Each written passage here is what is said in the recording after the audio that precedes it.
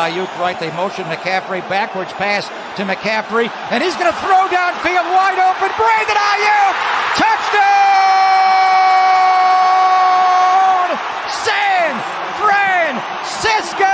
He can run, he can catch, is on fire! Christian McCaffrey can throw! Now they go empty, and McCaffrey goes right. It is Garoppolo looking. Garoppolo under pressure, throws to the back of the end zone. Caught by Christian McCaffrey. Touchdown!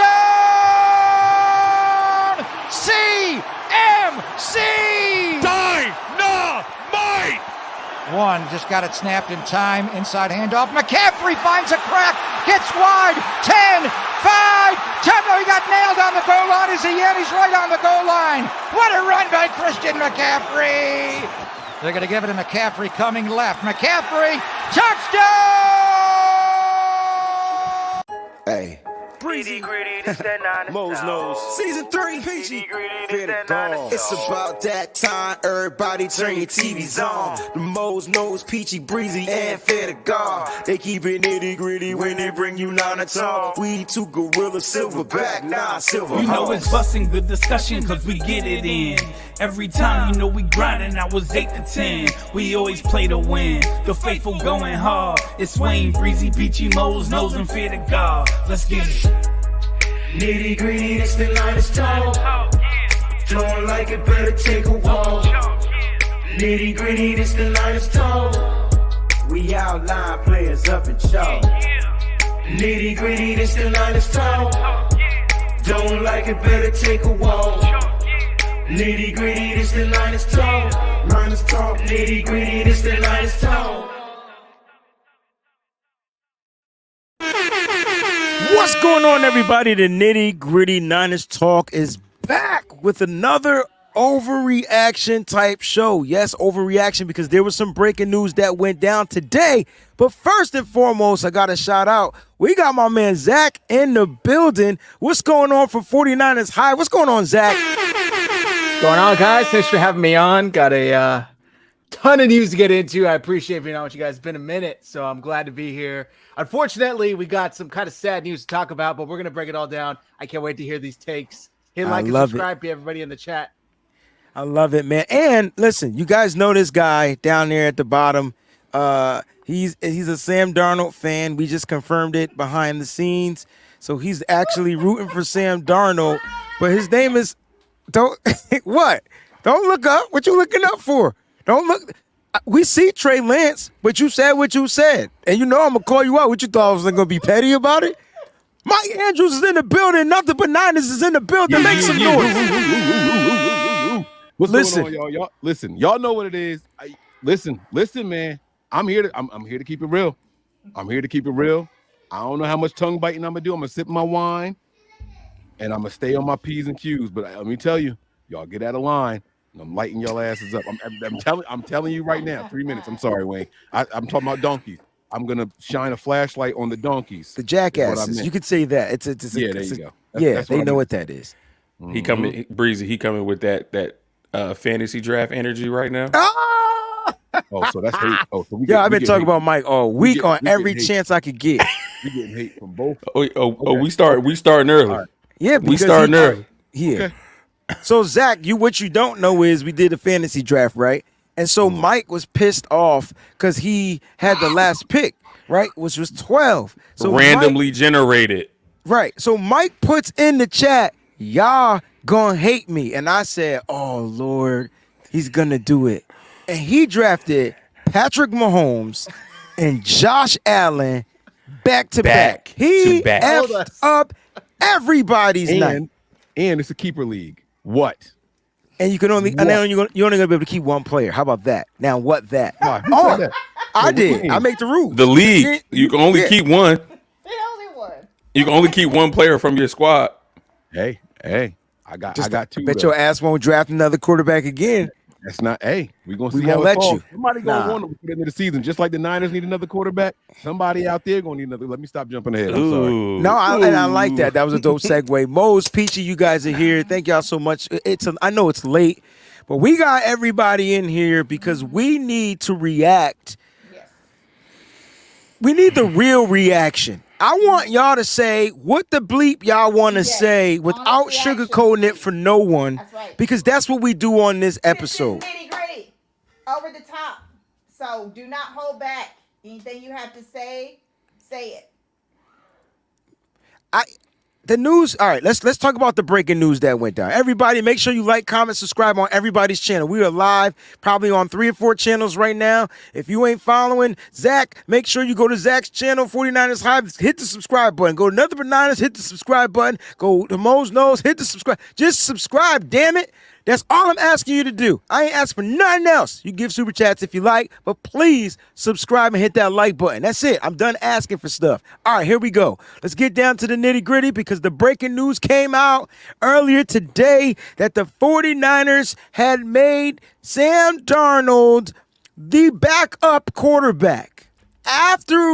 One day after, Kyle Shanahan said that he wasn't going to name a backup quarterback until Week 1. Let's talk about this. Let's talk about the news, and then we're going to get into the real gritty of the stuff. Like, everybody got drinks except for me. I'm on a drink diet right now. Who wants to start? Anybody can start. You know what? Let's go with our guest. Let's go with Zach. Yeah, let me start, Zach. Let's do this. All right. So, yeah, I get this this text in the 49ers Hype group chat from my guy Brandon saying, and mind you, my guy can barely type because this is like broken English. And it's like Sam Arnold QB2. I'm like, what the hell are you talking about? He sends a tweet, Tom Pelissero, talking about Trey Lance is now, 49ers are exploring trade options with Trey Lance, and Sam Darnold has been confirmed quarterback too. Wayne, I had the exact same reaction because I had just heard not even 12 hours or 24 hours prior to that, it was going to be a fluid situation. It was going to be dependent on the opponent, yada, yada, yada, whatever Kyle Shanahan said, which now apparently is BS. I was really shocked by this. And then to find out, and I don't want to get too ahead of myself, then to find out Kyle says later on, I knew about 10 days ago, which pushes at the Raider game. So you're telling me you knew after one half of football that Trey Lance ain't it and you want all out.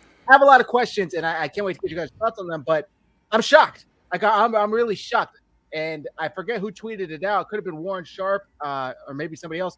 If they move off of Trey Lance, he will have played the fewest amount of games by any first-round quarterback or any first-round pick ever. 8 games in total that he's played in, and I believe only 4 start. Insane stuff. Just I really don't have any other words for it. It's insane. It really is insane. What did he do to Kyle Shanahan? That's what I want to know, because this is getting to like personal levels where I'm starting to question what happened behind the scenes at 4949, whatever the hell their address is. Right. Bartolo Way, 49. Yeah. Okay, so to piggyback off of what Zach said, because that's perfect going into the only thing that I'm going to say for the moment is I'm just going to open it like this. 49ers moved on from Trey Lance when he got hurt last year. Interesting. They already knew that they were going in a different direction. Could it have been because they'd already been down this road, started like with Jimmy Garoppolo, and maybe, they saw, the future, and maybe the future was, that this could continue to, happen. That could be the case. But either way, I do feel like that the 49ers moved on from Trey Lance when he got hurt in the Seattle game last year. I'm going to take it a step a little higher, and then we'll hear from Mike and Mose. I think the 49ers moved on when they drafted Brock Purdy. I'll leave it at that. Go ahead, Mike. I mean, I think that the Niners moved on when they saw that Brock Purdy was programmable, easily programmable. We talked for years. Is Kyle too controlling of his quarterbacks, right? We've talked behind closed doors on these platforms, and we've said, how come Kyle didn't look at guys like Patrick Mahomes? How come he didn't look at guys like Deshaun Watson? Why didn't he go after guys like TDR or DTR, right? Why not look at Justin Fields, right? And these guys don't just take a snap, drop back, and throw. That's boring to those guys. These guys like to move. These guys like to mix it up a little bit, some more off-script stuff mixed into the pot. You know what I mean? They want to call their own plays, right? You've seen the mic'd up clips of any Chiefs game where Andy Reid and Eric Bieniemy are calling the plays, and Patrick says, "Hey, remember that play we just worked on Wednesday? Can we got time to do that here?" Imagine a quarterback stopping Kyle and saying, "Hey, let's not do that one. Let's try this one. Can we try?" Kyle would lose his mind. We saw Kyle give the death stare to his head coach when he was just a coordinator. He was just a coordinator in Cleveland. Yes. And he almost lost his mind when he said, "Hey, good call. Let's run it here." Kyle was like, and the coach was, "My bad. I trust you. You go ahead. You do what you want to do." Now imagine a quarterback coming in and just having some input. Imagine the quarterback saying, "I know the first read was open, but I thought I can get more in the second read." Kyle don't have time for that. He likes programmable guys. Y'all play Madden? Raise your hand here if you've ever played Madden just at least once before. Don't step on just my one point. time, right? Oh, I don't know. I'm gonna shut up. I don't want to step on you. I told you. All I'm saying is this: Kyle Shanahan likes to play Madden. This is as close to having the controller in his hand as he's gonna get.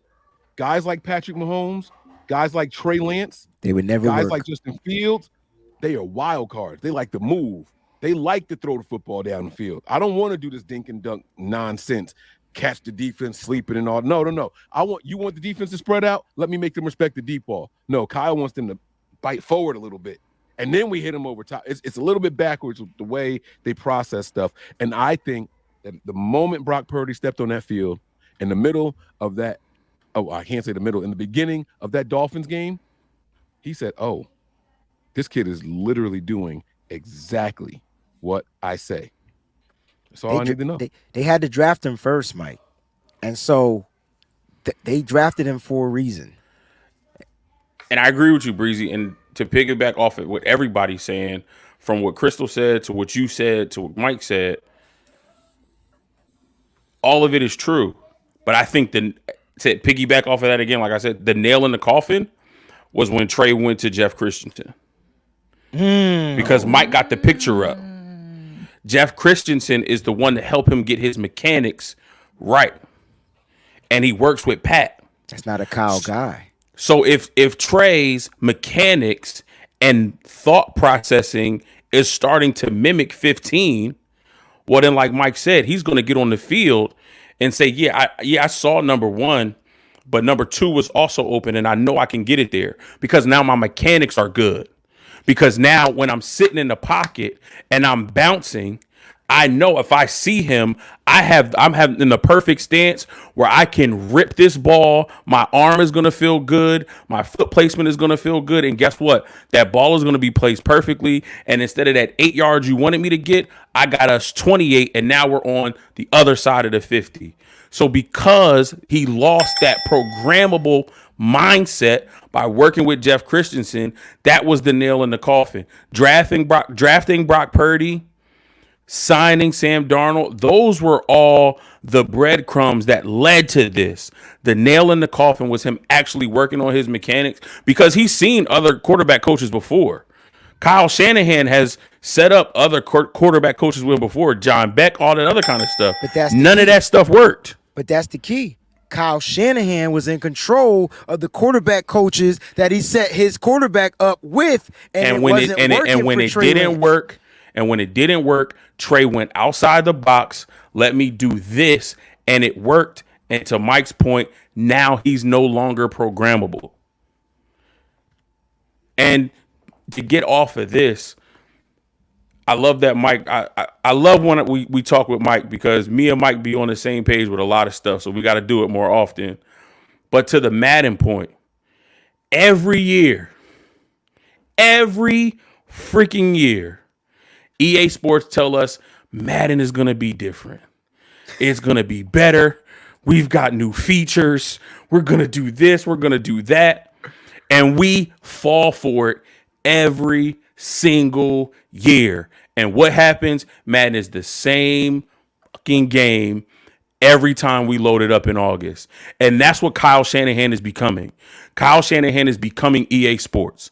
Kyle Shanahan is becoming Madden football, because every time he gets at that podium, we believe what he says and we buy into what he says, and it's the same old bullshit every single time. Mike, can I shoot my coach a little bit of bail? Yeah. As many years as he's been here, that's how many different quarterbacks he's had to start. All I'm going to say is this. It's hard for him to build an offense around a quarterback because the quarterbacks are never available. All he knows that works for certain is his system. Can we fault him for saying, hey, don't come in here trying to change the system, be a cog in the system? That's all. That's my only question to y'all. Just think about it. You chose this person. You chose the kid. Hold on, because you chose him for a reason. Now you might have thought you could program him and mold him, but you still chose him. He had something that made you say, "Yo, I can probably add this to my system." So when did Kyle have the change of heart on making Trey Lance a part of that system? Okay, if Trey Lance is working on his mechanics, that means he wants to be a better quarterback, but his first thing is to make the big play. That's always going to be his instinct. That's who he is. That's what he does. He's, hey, yo, I see you. Oh, you about to be open. Bent sack, right? Because the offensive line can't block. Did he just freeze? I think he did. Just me? Because he was getting ready to cook on that point. He asked why he drafted him then, right? And I see people in the chat saying, Mike, you wrong that he drafted him. Let me tell y'all why he drafted him. Only 12 games experience. He was a freaking controller waiting to be programmed. I get that, but I get that. But Kyle thought he was controllable plus. There's that caveat. He's controllable, but there is an added benefit. Jimmy Garoppolo was controllable. He just wasn't that good. There were limitations to his game. He couldn't push the ball downfield. He couldn't push the ball outside the numbers. Jimmy Garoppolo had limited area where he could be effective throwing the football.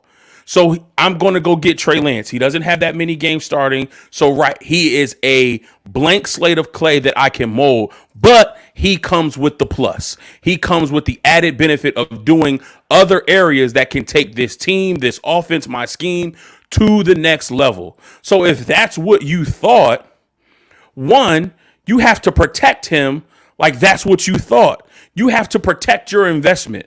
And the way that he played him early on, I think we all can agree, he didn't play him properly. Now, did Kyle have some sort of PTSD of every quarterback that I throw in there somehow gets hurt? And the reason why we drafted Trey Lance anyway is because we have an issue with quarterbacks staying healthy. So maybe if we draft a young guy, he'll stay healthy. But obviously that wasn't the case. So you have to start looking at yourself and analyzing what you're doing to figure out, okay, what am I not doing to keep my guys healthy? But it didn't get to that point. He's already frustrated with the lack of health. Brock Purdy comes in, enamors everybody, and we are where we are. It's frustrating. Breezy, you muted, bro. Yeah. So why he don't keep that same energy for Brock if Brock was Brock's coming back from an injury? Why isn't it that same energy kept for every quarterback that get hurt? He clearly was ready to move on from Jimmy Garoppolo because he kept getting hurt. Plus, I think the real reason why he wanted to move on from Jimmy Garoppolo is because Jimmy started pushing back and saying, fuck that. I know how to play quarterback. Like, I think that's why they were conflicts of interest. Jimmy was no longer, all right, I'm no longer programmable. You hurting my stock. I'm playing for my livelihood now. Boom. That's it right there. You hit the nail on the head. Jimmy was out of here, and he said, "Why don't you push the ball down the field more, Jimmy?" He said straight up, "Hey, that's not on me. I execute the calls that are played." He said that in a presser, Mike. He said that. Yes, he did in front of everybody. Put the spotlight right back on Kyle. And Kyle hated that shit. Like, yes, you could tell he hated it. Exactly. Which blows my mind. You hate that somebody calls you out for being a guardian of your playbook and the plays that you call, yet that's how you want them to run it. You want them to run the play that you call, throw it where you want them to throw it, and do nothing off script. How, Sway? So, real quick, let me just say this. I think when Mose, when you mentioned he thought he was robot programmable plus, that's like the perfect way to put it, right? Because it's like, I want you to do everything that I'm telling you to do and everything that I see, but I also want you to be an extension of me and see things that I don't even see and plays that I'm not even really sure will be there. But if you're out there on the field and you see it, take it, right? And to answer Wayne's question, why wasn't this the same energy with Brock? I think because the dirty little secret is Brock was robot plus. He was robotic plus, especially in the postseason. And I know it kind of came back down to earth against Dallas, and we didn't see much of it all versus Philly. But in that Seattle game, which in my opinion, every playoff game is like 2.5 is worth 2.5 times a regular game, right? If you're playing well in a playoff game, that counts a little bit more than playing well in regular season. And that Brock was lighting up the Seahawks, especially in the second half. So I just think you both of you guys put it in the perfect way. Robotic plus, and that's what we got out of Brock Purdy. He'll put the ball where I tell him to put the ball, and he'll make the plays that maybe I don't even see. And I just think that's to be honest with you, for Kyle Shanahan, that's exactly what he wants. That's why he loved Kirk. That's what he wants. But Kirk, I don't know if he loves Kirk. He didn't make that happen. He didn't try to make it happen. Kirk be taking shots down. He be taking shots down the field. That ain't Kyle Shanahan shit. Like that. Like I look at Kirk. Kirk got Jay Jettas. Even before Jay Jettas, he had Adam Thielen and Arnold. He was taking shots. I get down the field. But I all I'm saying as far as the energy, Zach, is Brock got hurt, but he's getting a pass. That's all I'm saying. Like Trey Lance got hurt, and now you're ready to move on. It's got to be something else. It's like Trey Lance must really just not be good. I can't accept that, but that's the narrative that I'm getting and the vibe I'm getting from Kyle Shanahan. Because how do you go from starting quarterback to quarterback 3 after a man that has 90 fucking turnovers in the league is your number 2 quarterback? Talk it, breathing. That's not true, Mike? Or don't do that. Hold on. It's a fact. You heard me say don't do that? Or you read I can read your lips, motherfucker. No, we can read your lips and see you shaking your head.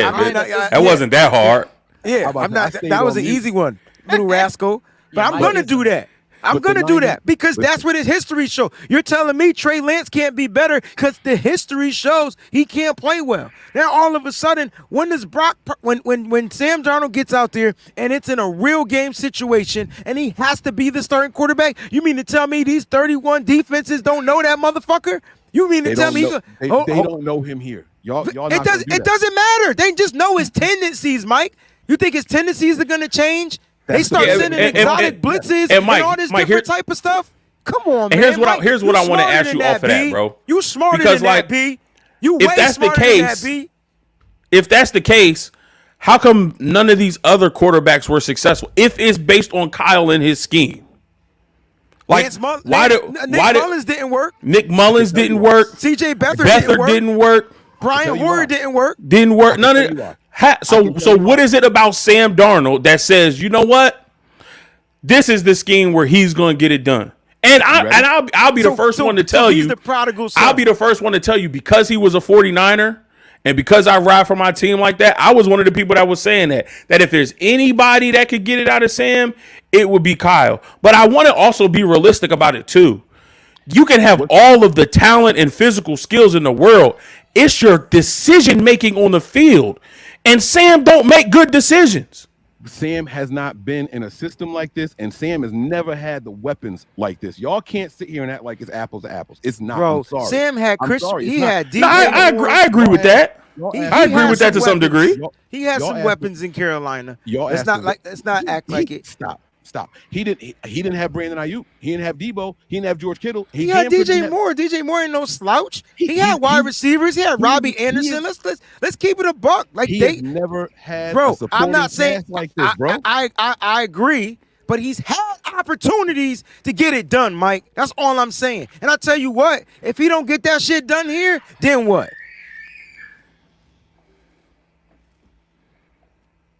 Can I add something? First I gotta of all, fix. First, we gotta fix Zach. Zach, can you go back out and come back in? Am I frozen?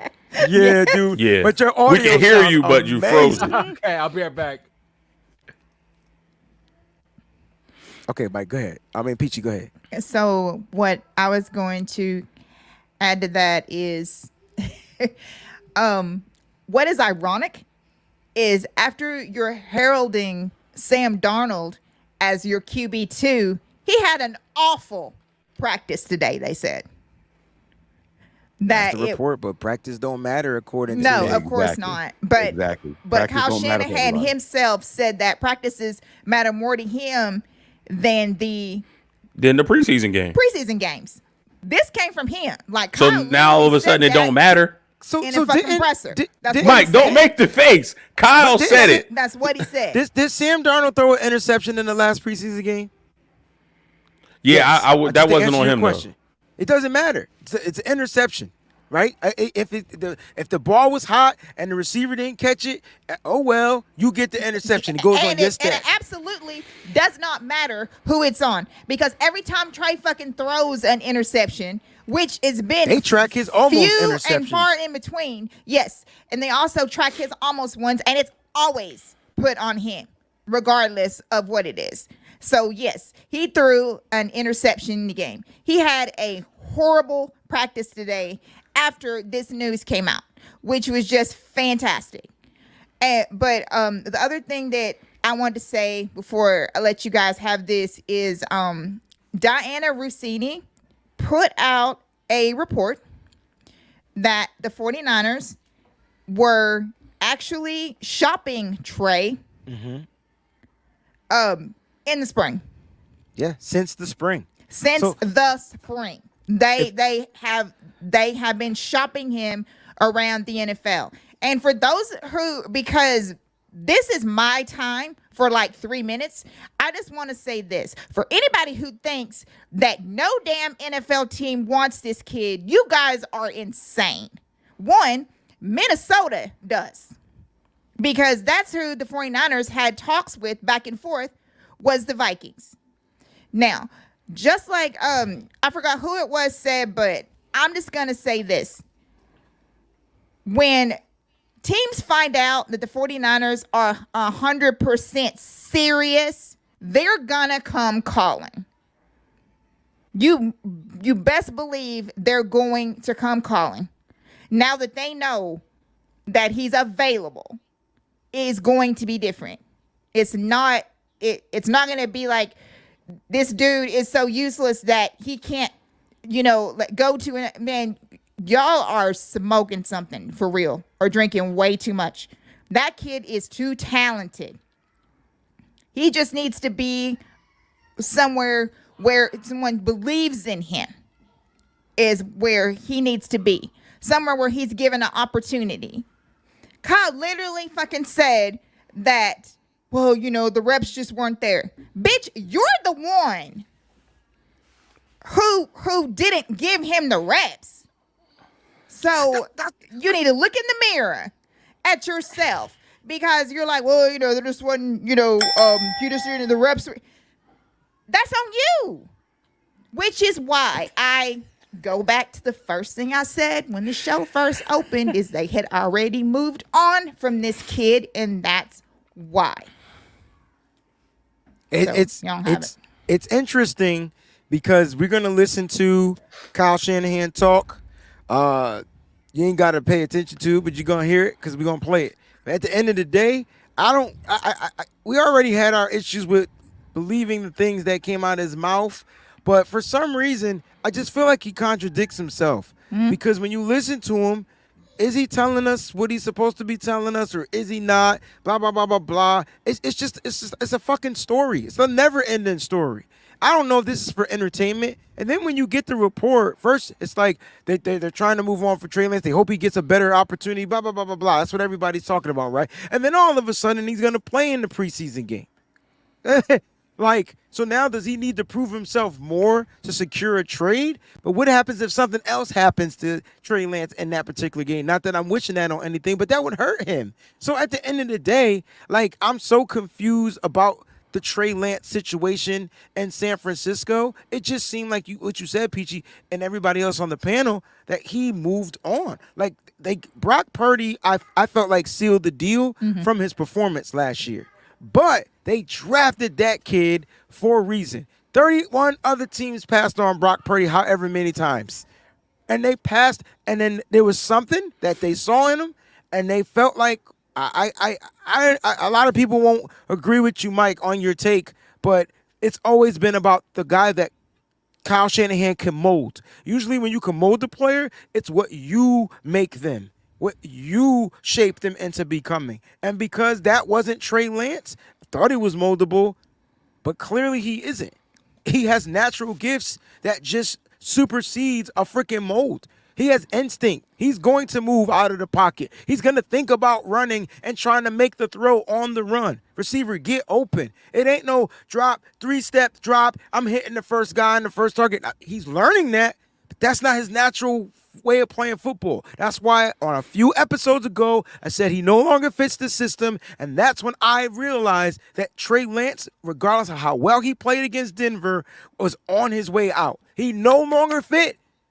Because we got to this big-ass argument, Mike, on your show. Big argument. I'm like, damn, like, are y'all not listening? Like, what is he doing that wrong? Oh, he holding on to the ball too long. Oh, he doing this. Okay, but do you see that he's trying to hit this guy down the field, and he's trying to get that? Like, those are there too.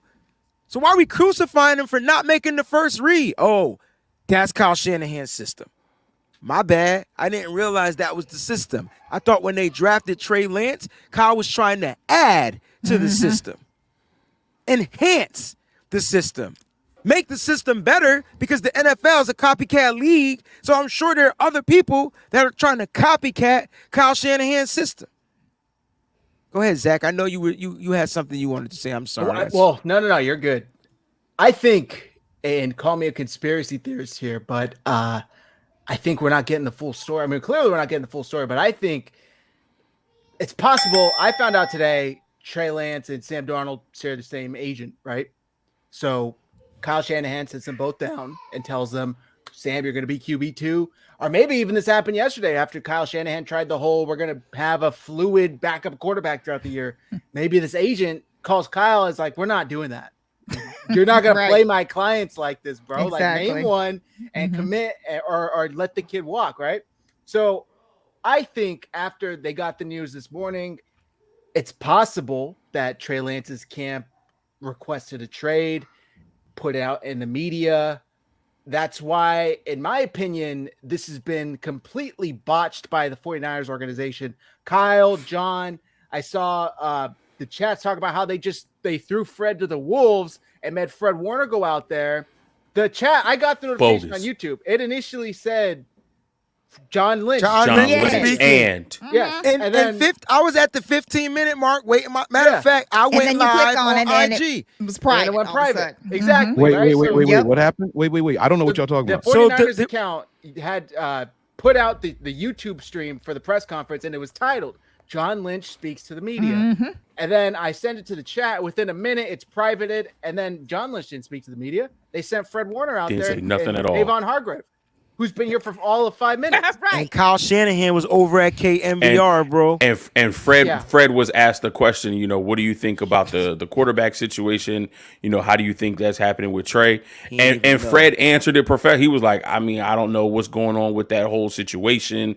I don't get paid to kind of figure that out. Trey is our brother. Sam is our brother. We're going to rock with who we rock with. But, I don't make those decisions. I just focus on the defense, getting ready for our preseason game on Friday, and getting prepared for the Pittsburgh Steelers. Like, to throw one of your captains under the bus like that, right. that, and I think that's what's pissing me off more than anything. We already know that Brock Purdy is a starting quarterback. Nobody was saying that we should just anoint Trey the starter.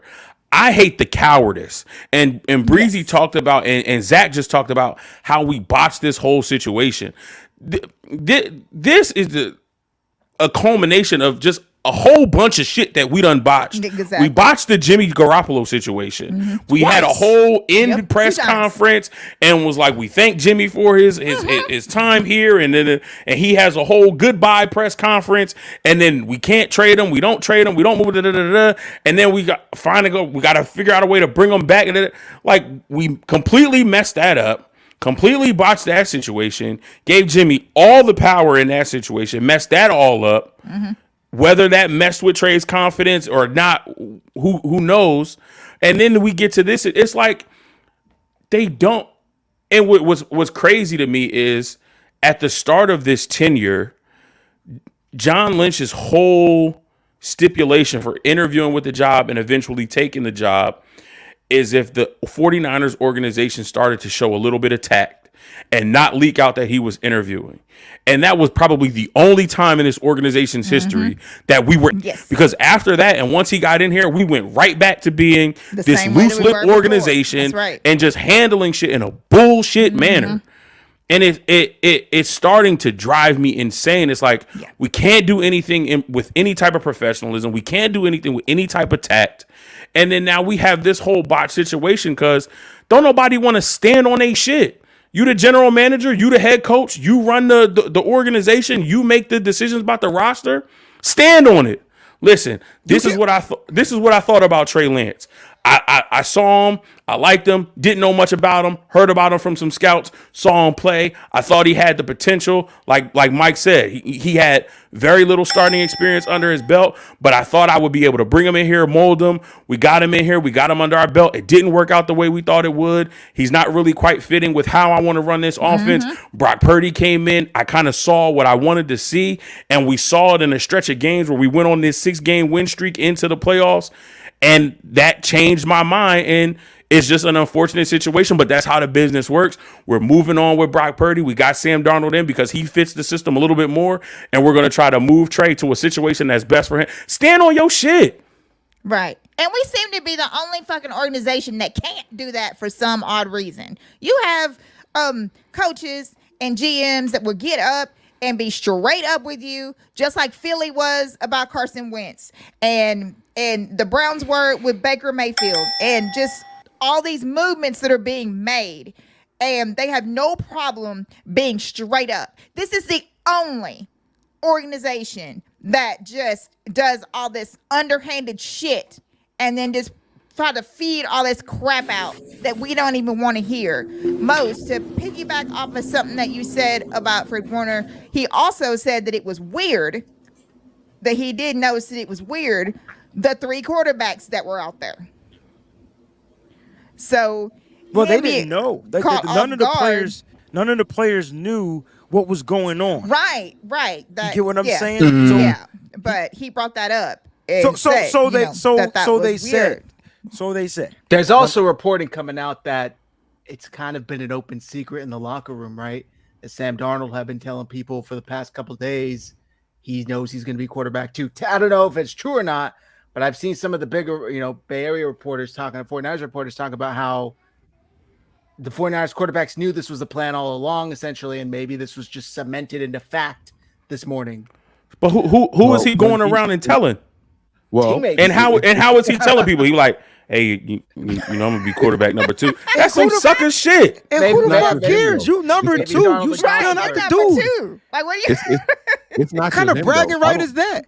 I don't know if y'all remember, but when we first got him, the guy that was training him came out and said straight up, he did.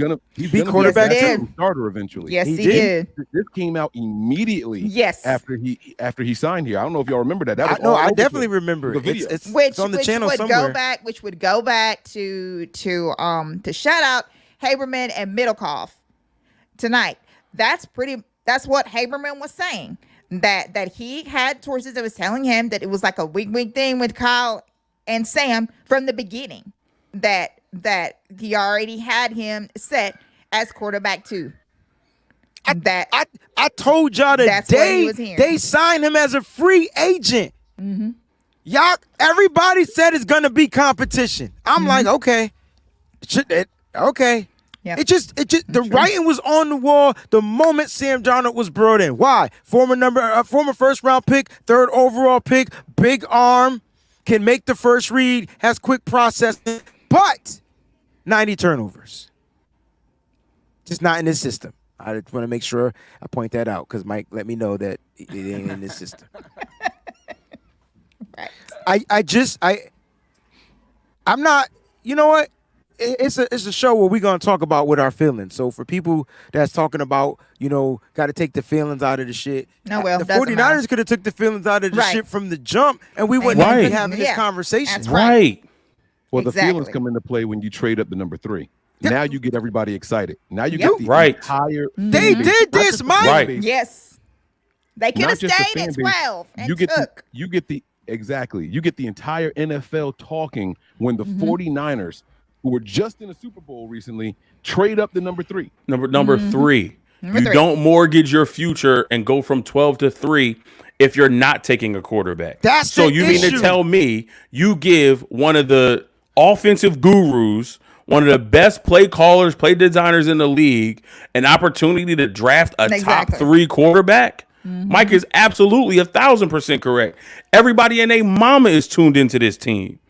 The microscope is on you. And maybe that was a problem for Kyle too. Well, you want to know something, Mose? Kyle's clock wasn't ticking.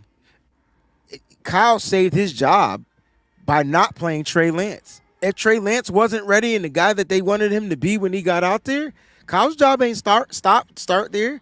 Now, though, now that he's officially made Brock Purdy quarterback 1, he's securing his quarterback 2, and we don't know what he's going to do with Trey Lance as of right now, because that's the question. What should the Niners do? And there's a poll question saying, what should Trey Lance do? Not that he could do anything, but he can request a trade. He can. He does have the power and the ability to have his company or agency open up their mouths and say, hey, can I get up out of here? Now, last time I checked, the San Francisco 49ers do right by their players.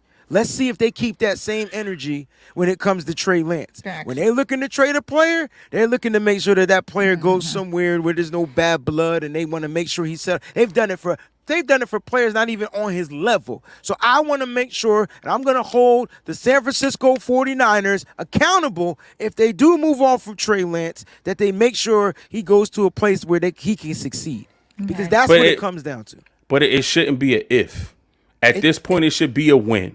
Right. Don't dangle the carrot in front of this they kid have and the- say that there's still an opportunity. they have and the don't power, you dare, Mose. don't you dare, Kyle John, don't you dare use last year as a carrot to dangle in front of this kid. Well, we went through 4 quarterbacks last year, so there's always a Yup. possibility that you could get another opportunity with the start. Don't you fucking dare use that as a dangling carrot for this kid. Move on, bro. Move on. And if you, like Breezy said, if you go and do right, send him to a team where he'll have an opportunity to at least compete. We're not saying start and go in and take over from day one. Give him an opportunity to compete. And wherever he goes, whether it's next year or the year after that, if Trey Lance is a starting quarterback, and I'm sure people are going to question my fandom, but if Trey Lance is the starting quarterback of whatever team he goes to when he plays the 49ers, I hope he dot us up. I hope he make us look stupid and have Kyle Shanahan on the sideline with the boo-boo face. That's cat. I guarantee you it ain't. I guarantee you it ain't. You don't believe that. That'll be the only loss. That'll be the only loss of the season that I'll accept is Trey Lance cooking us. Book it. You don't want that. Book it. You don't want that. Only way I won't want that is in the playoffs because that's holding us back from getting to the Super Bowl. But if it's in the regular season, we could take one. We could take one. You think they trade him to the NFC or AFC? I don't care where we could play AFC teams too.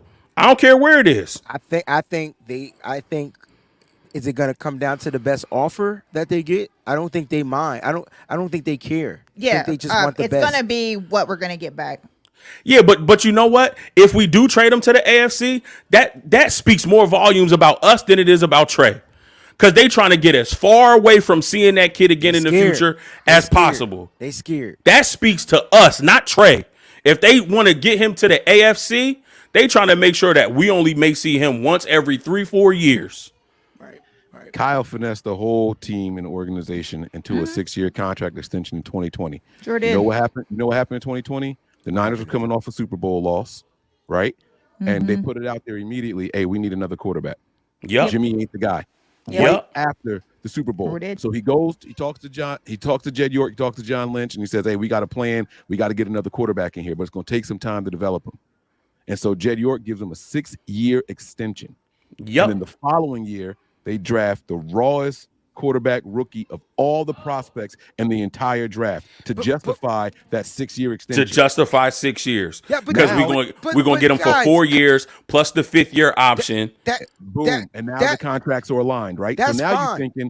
you're thinking Kyle Shanahan and Trey Lance are tied together. Well, now that you're ready to move on from him, he's QB3.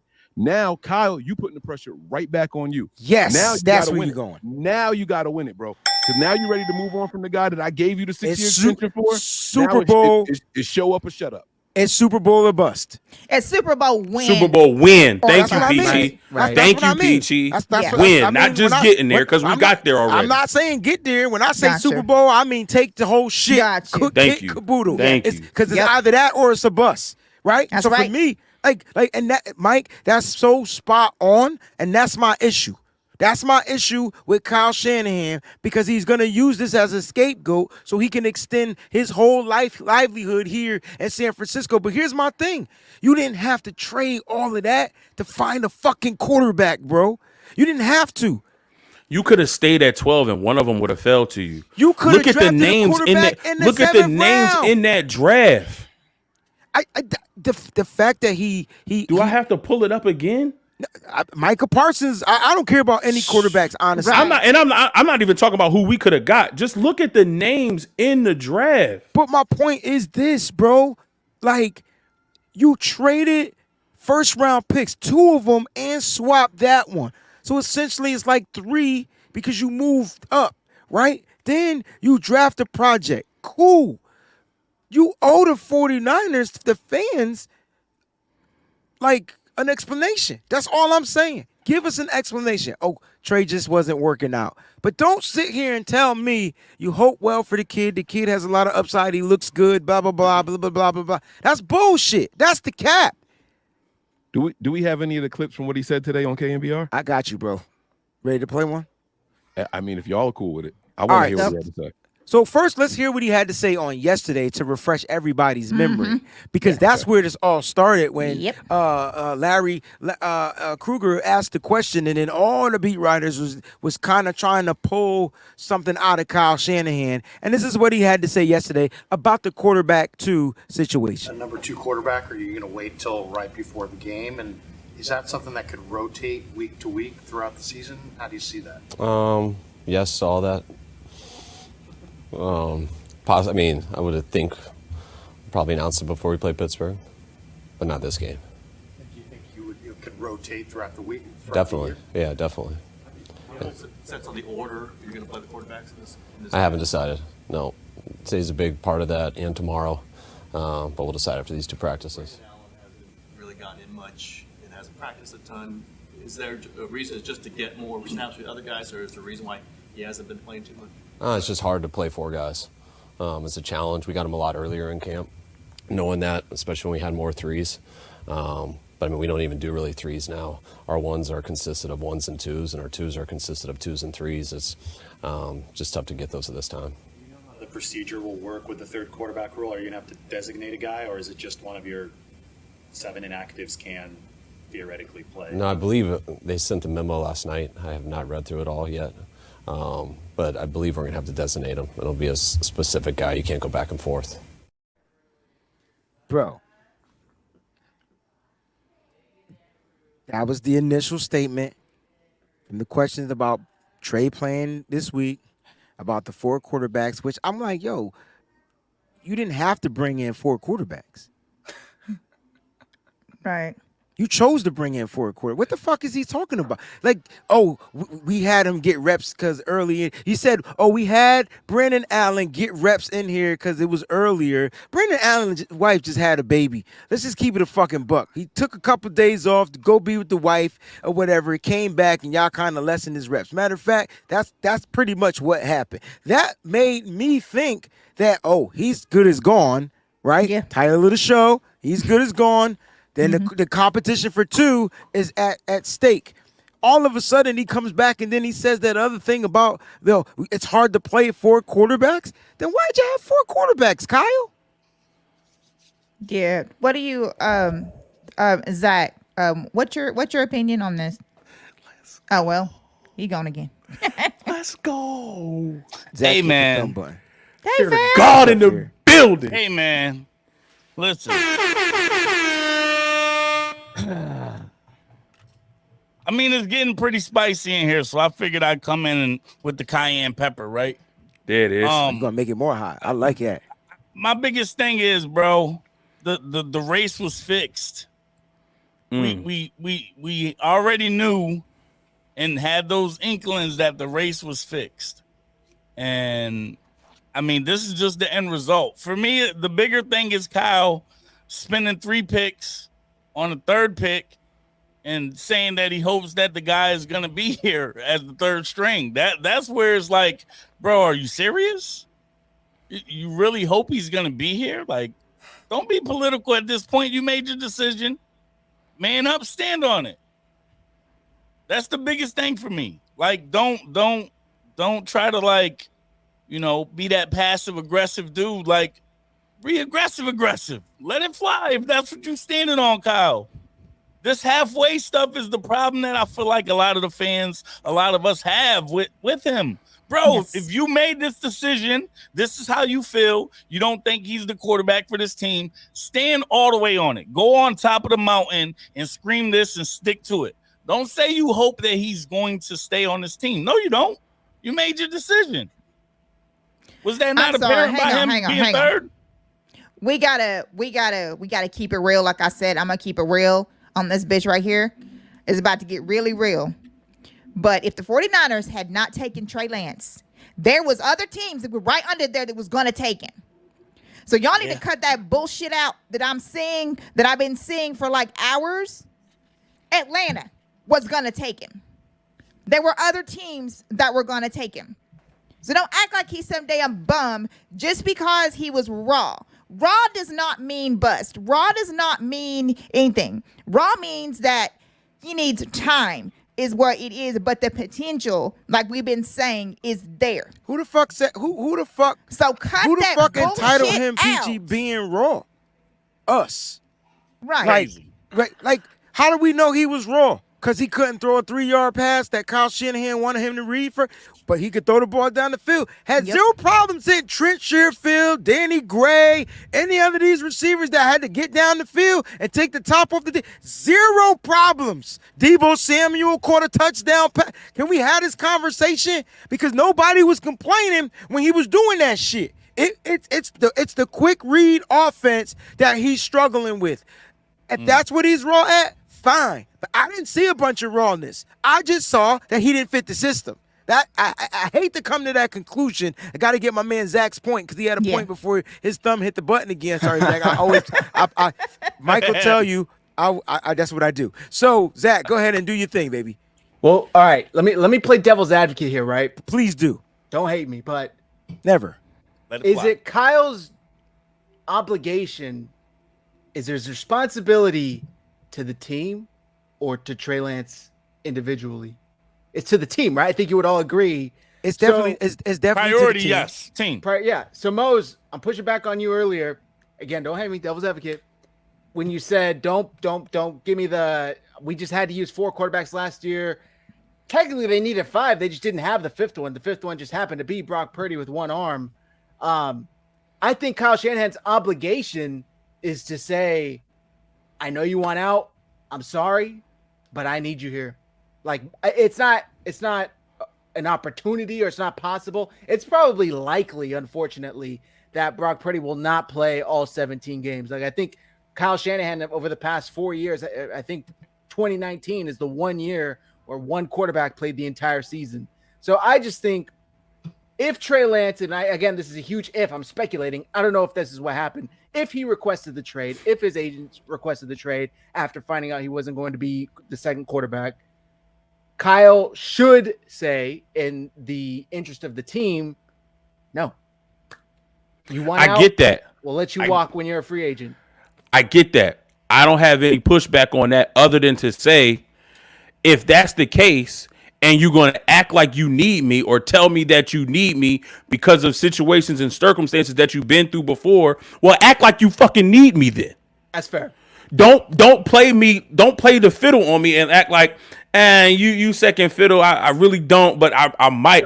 That's that seesaw shit. Like, if you need me, cool. Act like you need me. Pour into me like you need me. Give me reps like you need me. Why am I in training camp and we got all these quarterbacks and I'm only taking 2 reps one day? How am I gonna get better with 2 reps? Don't hype up. That's like if I tell my son to go outside and I want you to be a great free throw shooter, but go outside in the driveway and only shoot 2 free throws. And if you only make 1 of the 2, you ain't that good. You won't be good at basketball. So I'm not gonna sign you up for AAU. I only gave him 2 opportunities to practice his free throws. And because he went 50%, he's not good? Come on, yo, don't give me that. Like, if you're going to act like you need me, act like you need me. Pour into me like you need me. Don't play me like you don't need me. But then when it really comes down to it and you are thinking about the team in the future, then that's when you say, no, we really might need you though. So that's why I'm going to dangle this carrot. Don't dangle no carrot, yo. That's all I'm saying. Huh? So what was he supposed to do? Move on from Trey and find somebody else. Find another third. You got Brandon Allen, right? Get him. You had Nate Sudfeld on the team. If he's not with nobody, bring him back. You can find another third-string quarterback, right? Because the third string is the third string. You drafted Brock Purdy, Mr. Irrelevant of the draft, not thinking that he was even going to play. You can find another third string. You can find another 4th string. You can find somebody else if you got your guy in Brock Purdy and you solidified your number 2 in Sam Darnold. Whoever the third guy is an insurance policy, right? Because that's basically what we're saying. You know, so we'll try to find a good situation for you, but we actually might need you. Trey is an insurance policy. You can find a bunch of them. And I had it. If you don't want, if you don't want to get Geico or Allstate, you can call the General. And I had it wrong though. Is Shaq gonna answer if you call? If you call Shaq, answer. It's either gonna be Shaq or Snoop. Yeah, it's gonna be Shaq. Shaq's gonna answer, man. Shaq's selling insurance. I had it wrong because I thought Sam Darnold was gonna be the insurance policy. I thought that's why they brought him in. I thought that's where he was gonna fall to. So if they needed that security blanket, let's say Trey got hurt, Brock got hurt, boom, Darnold would be that. But for Darnold to jump from whatever to the second quarterback, like that to me, let me know that Trey, they moved on. That's the whole point. Like Trey Lance isn't in the plans, guys. And people in the chat seem to be confused. We're not saying Trey Lance should be QB1. We're who saying said that? No, well, someone just said, "Oh, it's personal for y'all." It's where'd it go? Oh, I'll find it. Just tell me that because we call them out. We call out people on the show. We hold people accountable. What we should Cali be at 10:58. Team Cali. That's the person. What we should be doing is holding our damn head coach accountable. But y'all ain't about that life. I tell you what. So it's about Trey, not about the Niners. It's personal with y'all. Nah. Listen. Here's the bottom line. We're looking at the whole picture. You're looking at right now. I'm talking to Team Cali. Sorry. We're looking at the whole picture. We're looking at the acquisition and what you gave up to get him.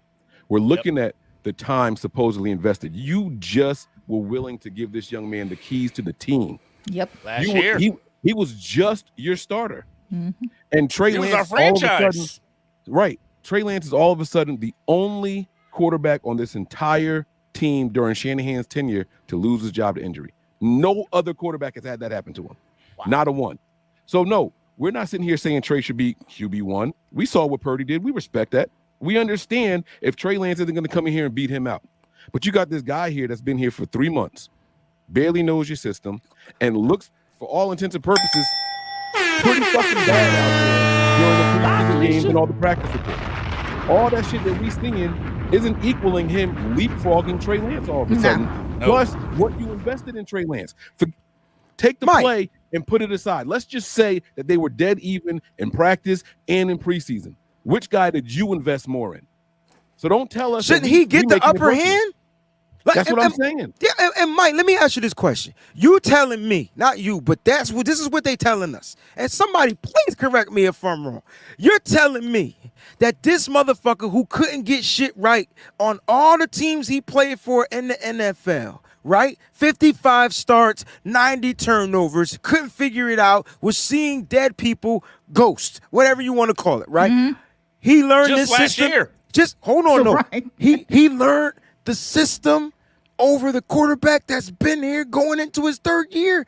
Make that shit make sense to Wayne Patrick Brown. Fuck a Breezy. I'm me now. I need you to make that make sense to me because I can't fathom that. And then when we start thinking outside the box on what it fucking really could be, then people gonna get mad because we throw the race car. There's no way somebody that don't know the system is gonna know the system over somebody that know the system. That shit don't make sense. It never will. And we know Trey know the system. He might not execute it, but he knows the system. Yes. I can't convince you, bro, because the math ain't math, and 1 + 1 not equaling 2. It's coming up to 11 somehow. No, it's And not. And not to mention that somebody had brought up something that was pretty wise, and I believe it was Benjamin Albright, who had said, you know, it's really interesting that you trade up to number 2 for RG3 and start Cousins by year 3. Trade up to 3 for Lance, only to start Purdy year 3. It's very interesting that RG3, like Kyle's been through this before. Like he's done this same shit before. What he was saying about RG3 was the same dynamic, this and that. He's like blah blah. The only difference is that Trey did not have, you know, didn't play as much in college as RG3 did. However, if you listen to them, it's literally almost identical as to what Kyle was actually saying about being smart, intelligent, whatever. Then it came out that the owner was the only one that wanted RG3. Right. RG3's book to come later. I can't wait for that. And the Shanahans come out and say, well, Yes. we want Cousins. Exactly. And the And it's funny- Shanahans say that they want Cousins. Exactly. It's funny that you said Benjamin Albright, because I actually texted him as the show started. Mm-hmm. And I'll be completely transparent with y'all. I can show y'all my screen right now. I'm completely transparent. This is exactly what I said to him. Would the Broncos take a flyer on Lance? It just depends on the price. I think they would. Yeah. Because who else for him to learn from other than Russell Wilson? Right. If he doesn't go to Kansas City, if he doesn't go to Kansas City or Washington and learn I like under him there too. and learn under Andy Reid and Patrick Mahomes, him going to Denver to be with Sean Payton, because this is Sean Payton's first year. Russell Wilson has a huge contract. Eventually, Russell's getting up there in age, and they're going to want to move off of that massive contract. Mm-hmm. So get him now, get him in your system, and have him sit and watch Russell Wilson do his business and learn firsthand under Sean Payton. So And you can tell that they don't believe in Russell Wilson by how much he's playing into the preseason. My man has played every half. That's the Sean Payton thing, though. I don't know if it's that they don't just believe in him, but Sean Payton kind of old But school. if Russell was grasping Drew Brees never played the full half. No, he didn't.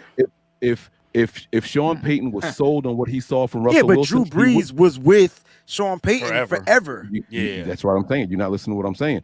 If Sean Payton was already sold on Russell Wilson and his development, because he's been there for a while now, if he was already sold, Russell wouldn't need that many snaps in a preseason game against second, third, and fourth stringers. That's what my point is. It just may mean that he don't fit Sean Payton's system. I got a question for you. And that's an even larger point of getting Trey into the system now to see if he fits. Go ahead, Zach. I got a question for y'all. So, all right, we're talking about potential fits for Trey, right? Yeah. Diana Rossini, now of The Athletic, formerly of ESPN, reports that they've been looking to move Trey the entire offseason, which personally, I don't really Not a buy. surprise. I think I don't buy the whole. I don't buy offseason, it. This falls into a little more of my theory of they kind of got, I don't want to say blindsided, but maybe Trey's representatives jumped the gun, getting in front of this, putting out that he wants out, and then His camp. 49ers are doing damage control, saying, well, we've been trying to move him all off season anyway, right? Damage control, damage control. My question for you is, if that is true, let's grant that if that is true, Rand Carthon just became the GM in Tennessee. They need a quarterback. They had Malik Willis, who, by all reports, they're out now, is looking great and surpassed Will Levis. They just drafted, I know, but I wouldn't Rand at least pick up the phone. Why? Damn, my man messing up at the best part of his question. Yeah, he was cooking. He was saying something. Why wouldn't Ron Carthon take a shot on Trey Lance? You know what I'm saying? They've invested some picks in quarterbacks, but I think what Zach wanted to know was what other fits. Oh, here he is. He can speak for himself. Go ahead, Zach. Just why didn't Rand pick up the phone? If he is interested in acquiring a young quarterback, I know he already had two at this point, right? But he was just with Trey Lance. So why didn't that happen? I guess is my question. Yeah, why do you think? I think there could be a bunch of things. I mean, was Rand a Trey believer? Did he? But was he a part of the brass that said, you know, I think we should go Justin Fields or I think we go Trey Lance? If he was never a believer from the get-go, then that would be one reason why you don't pick up the phone. You know, whether you like the kid or not and his personality, we know everybody loves Trey. We know he has an electric personality. He gets along with everybody in the building. But if you don't believe in what he can do on the field, we haven't heard from Rand in that aspect, so we don't know what he thought of Trey. If he did, you would probably have to sell Mike Vrabel and the ownership there on making a move for Trey, and this is what we should do. But I think, you know, the scouts are already in the building. They've done their due diligence on Will Levis. They said, you know, we'll get extra time out of Will Levis because now Trey Lance is going into year 3. So we'd have to make a decision quick if we make this trade. Are we going to pick up his 5th-year option? I feel like a lot of stuff goes into that if they make that trade. So we already have Malik Willis. We'll have him on a rookie deal. We go get another quarterback since he wasn't somebody that we drafted, have him on a rookie deal, and that we've been talking about it all night. That extends the clock on making an evaluation at the quarterback position. So I could see why, even if he wanted to pick up the phone, why it makes sense business-wise. And you mentioned it earlier, Zach. Are we making a move for the player, or are we making a move with the team in mind? So with the team in mind, I could see why, even if he wanted to, he didn't pick up the phone. Mike, you were about to say something. I wanted to get Mike. I was going to ask y'all, if they end up trading Trey Lance, where do y'all think a good fit would be? And I know this isn't the Trey Lance podcast, right? Like, this isn't about... This is whatever we want. We react to everything that's happened today. Exactly. So it's funny how Sam Darnold was promoted to quarterback 2, and everything is about Trey Lance being demoted. And that's what we're trying to figure out. Like, how did this happen? How did Trey Lance get demoted? And we still haven't heard on this show Kyle's KNBR remarks. Which is what we're going to get to after your take, I promise. I do want to know where y'all think he would go. I'll kick it off first, and I put this background up for a reason. Y'all see? Kansas City. No. I'm going to Kansas not City. Kansas City. Oh, I'm reminding y'all of Patrick Willis, Washington. Eric Bieniemy, who has been working with Patrick Mahomes. I said Willis. Eric Bieniemy, who's been working with Patrick Mahomes for the last 5 years, is now tied to Howell, Sam Howell. Is that his name? Yeah. Yep. North Carolina. UNC. You telling me that he wouldn't be salivating to get his hands on a guy like Trey Lance after coming off of Patrick Mahomes? My only pushback with that, Mike, and I love it because that's where I want him to go, is we play them this year, and does Kyle Shanahan want to send them to a team that he's about to play? Hey, that's not Trey's problem. That's not Trey's agent's problem. He's got to do what's best for his career now. Facts. Yeah, but Kyle still controls where they send him. Trey can't decide where the fuck he want to go. So you don't think this is going to the highest bidder? It may, but no. You it don't? Won't. Not at all. No, it won't. But why not? And that's a terrible job by the 49ers front office.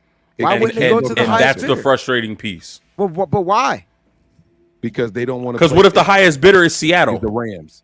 Well, I mean, they're not going to trade him within the division, but that's why it's not going to be highest bidder. But if they're telling us he's a bust, wouldn't you want him to go in the division? You know what I mean? Like, no, because they really don't believe that he's a bust. That's my point. It's just my point. They're trying to spin it like, oh, he's not a good fit. No, y'all just impatient. Y'all are not willing to do the work. Y'all done extended, y'all done contracts, y'all done got all this time, but y'all really don't want to do the work that it takes to get him to where he needs to go because because the media and the fans put this stigma out here that you have a Super Bowl window. Trent Williams is getting older. George Kittle is getting older. We got to pay Bosa. We got to pay Brandon Ayuk. Eric Armstead's getting older because they make it seem that this Super Bowl window is so small. We need a ready-made solution. And because Kyle is a control freak, like Mike has been saying, like we've all been saying, he needs somebody that is controllable so he can dictate where the ball goes, when it goes there, to give him the best chance to get to and win the Super Bowl. So they don't think he's a bust. If he goes somewhere and somebody really spends the time to mold and make him, you can't send him in a division because he'll cook you twice a year if you let him. Real quick, Mike, not to cut you off.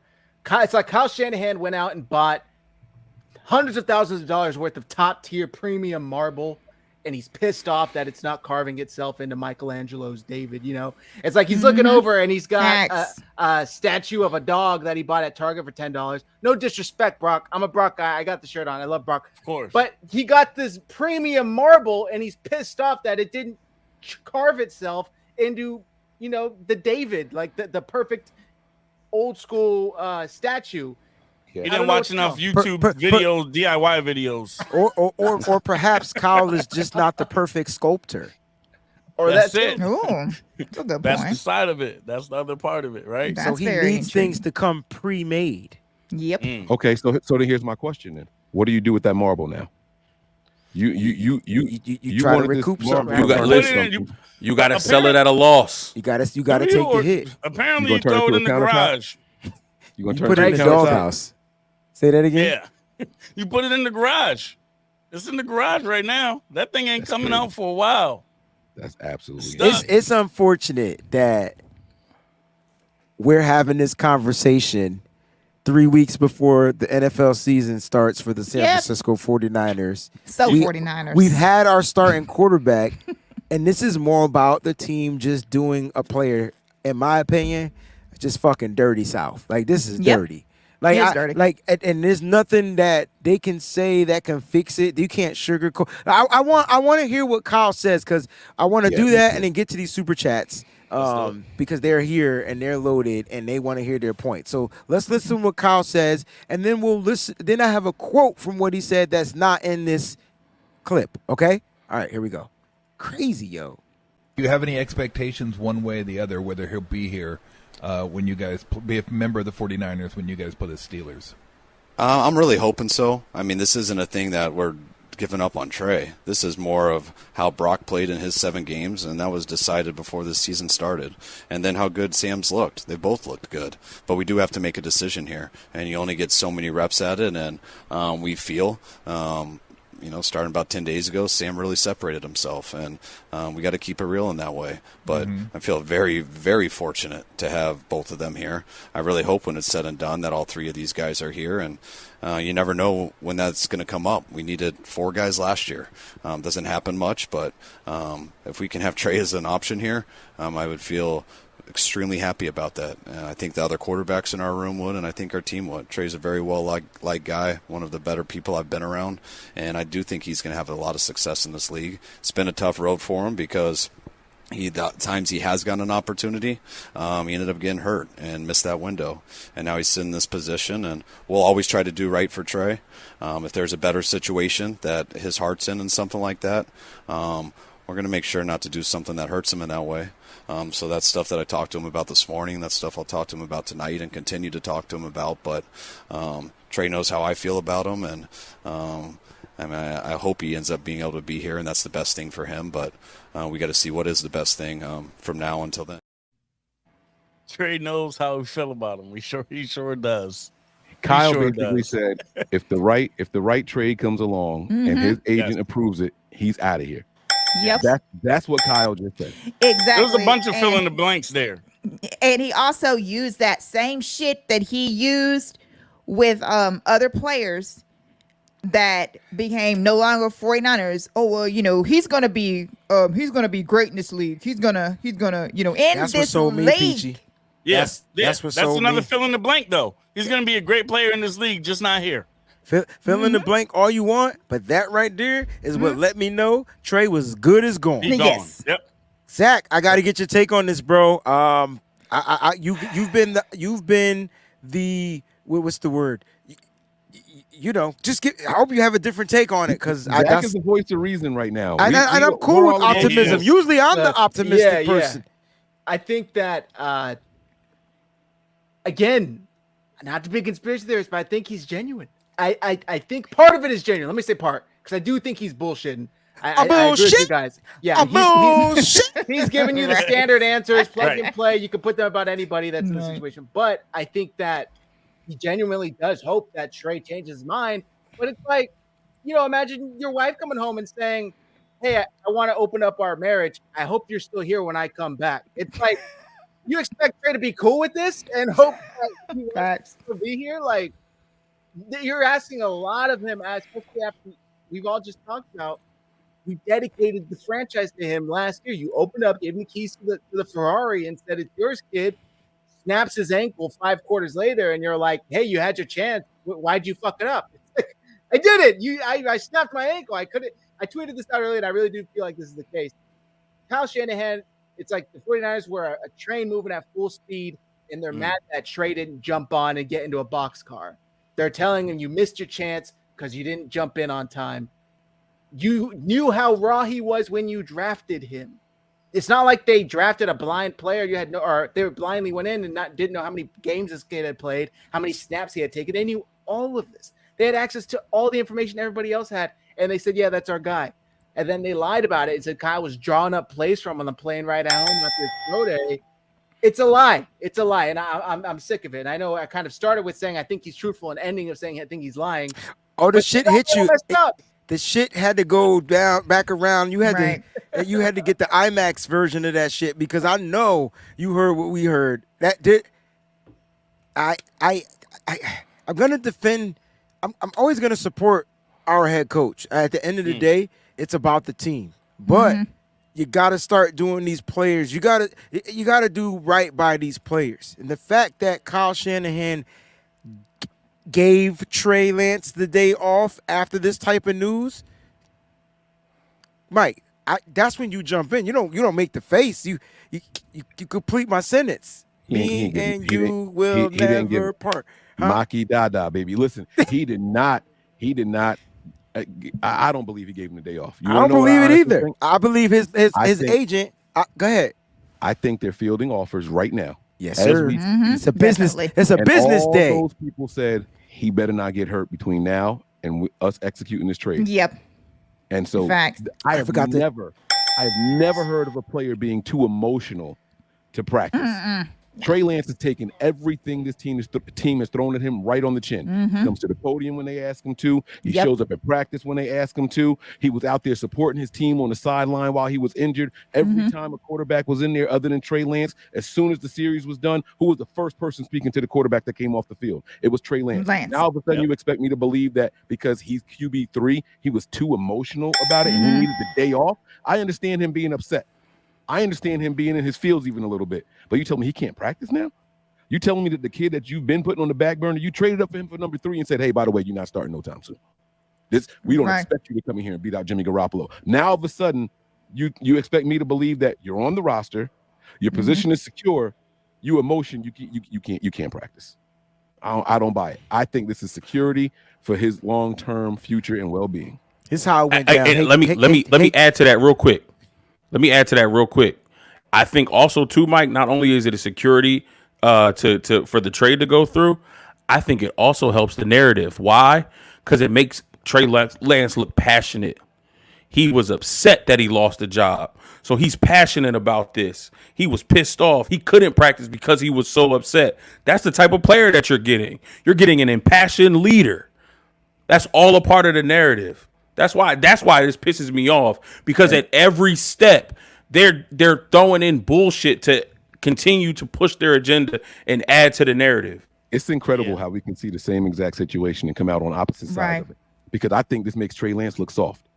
I think this makes. I think that's how I was gonna. I was gonna say. If you tell me that you aren't getting the position you thought you were getting, and you were so cry in the emotional car? you can't play, Like you throw a temper tantrum go cry in the car? Yeah. Right. Marcus Then the Mariota. NFL ain't for you, son. The NFL ain't for you, son. Because anybody, including Tom Brady, including Peyton Manning, all of the greats that you ever talked about, Steve Young come on the microphone and says it all the KNBR. He says it on 95.7 The Game. Joe Montana, he said, I had to go out there and ball every single day because I knew Joe Montana was just a sniff away.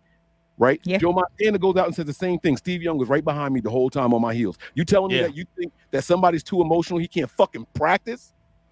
And that's supposed to be a sign of strength? Absolutely not. Yeah, but what if what if Trey wanted to practice? And they didn't allow him to. But that's that's why they spin the narrative. Not that he's weak, but that they can't spin it like, oh, we don't want him to get hurt because of the trade. They got to spin it some type of way. But they're saying that he was upset, and Kyle said we made the decision to sit him out because of how he reacted. Trey didn't say, oh, I can't practice. They made the decision based off of what they saw from him emotionally. That's not on Trey. Trey didn't say, man, I'm so upset I can't go out there and practice with my guys. What if he wanted to go out there and practice?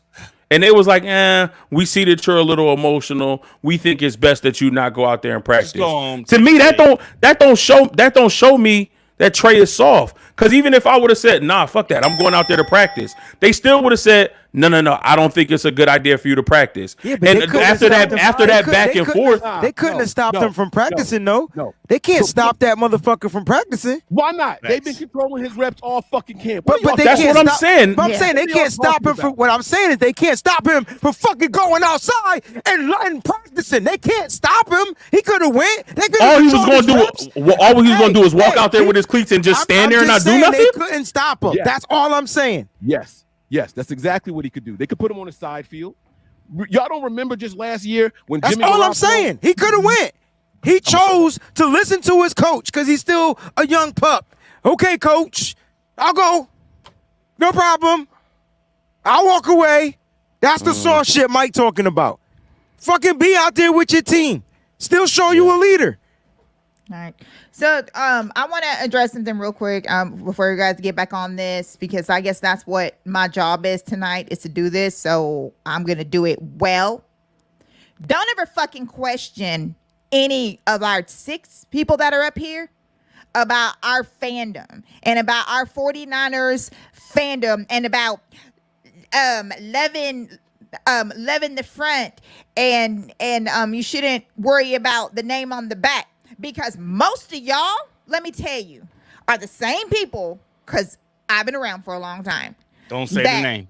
Were like mad as hell about the Jimmy Garoppolo situation. So people only come out and say that whenever they want to band together and have some stupid ass opinion. I have been a faithful for over 40 years. Ain't nobody gonna fucking tell me about my fucking fandom, because I have lived through and seen more than probably anybody who's in that fucking chat right now. So I will be that tonight. I have no problem doing that. I just want you guys to know that our 6 of us are dedicated 49er fans. We're ride or die. Second thing, nobody has a problem with Brock Purdy being number 1. Open your ears. No. This is not about Brock Purdy's position. We're all happy that he's quarterback 1. He earned it. Fuck Brock Purdy. Now what? It just... He always got to be the center of a fucking tension. From what I gotta say is we he were didn't do talking anything about. to catch a stray, Breezy. He didn't Nah, do anything. he talking about catching him. strays. He catching They strays. all catching strays at this That's point. a bazooka stray. At this point, what's the problem? Like, dude, he's a start QB. Side, he's the side. Cool. Start QB. We got it. Got it, Kyle. Made it clear. Figure that out. Right. We're good. Good. Moving on. That's next. Quarterback 2. Oh, that's where the real competition Yes. starts. Now, this comment right here from Mr. Stabby that I feel like I've never seen before in my life. Shout out to Mr. Stabby. Trey was never number 3. Why you think Allen was brought in? This was the plan. Kyle wanted Mac. And Whatever. I just feel like the opportunity. I'm starting to feel he never had an opportunity. Y'all kept telling me he wasn't getting a fair shot, and I'm like, nah, he just gotta wait. Blah blah blah blah. It's gonna happen. These quarterbacks are gonna get kept hurt. saying Not that I'm wishing for it. I'm not. But from this system, you know what's 100% consistent? The quarterbacks get fucking hurt. Mm-hmm. Yeah. In this system. Right. I mean, this is what I said when I first jumped on. The race was fixed already. His shoes was tied together. Mm-hmm. They popped the gun, and everybody else ran, and he had to untie his shoes and lace them back up. It is what it is. It is what it is. Go ahead, Mike. I saw your hand up. My bad. Yeah, no, that's cool. I'm gonna do a little bit of temperature control right here. You said there was more that we didn't hear from Kyle. You said it was a quote that didn't make the audio clip.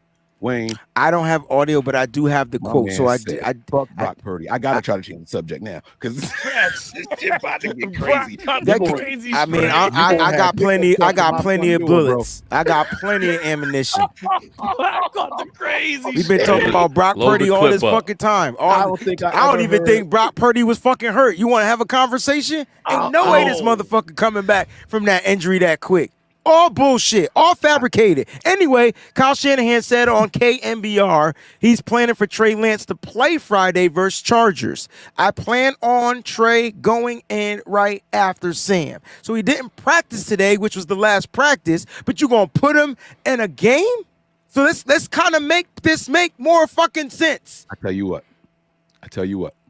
If he doesn't touch the field on Friday, does that mean that his trade offers out there? Yes. Yeah. That's the language that they speak. That's it. Now we just got to wait. But also, I mean, if he plays Friday, that kills the soft narrative. Because if I'm not going to practice, why am I also going to play? If I'm soft and I'm pouting because of this news, I'm also not going to go play Friday. You might as well not even play me. Play Brandon Allen. I'm with that. But I'm petty. I wouldn't feel like I'm soft if I did that. If I feel like you just did me one over, fuck you. That's the way I think though. So I feel like if you try to pull why it can't be the same thing with practice? I just feel like this was practice and he still should have went out there. But when it comes to the game, you can't do that. Yes, I can because they made their decision. They just made the decision. They made the decision saying, "Yo, you 3, maybe, maybe even So how can it be fuck you for the game but not fuck you for practice? I'm not saying fuck. You talking about Trey Lance saying fuck you? Yeah. Because maybe he's accepting the decision now. Maybe he didn't accept it then. I don't know. I don't know what trick going on through Trey Lance's mindset. But I know right now, if you're going to ride with that dude, you could go ride with that dude.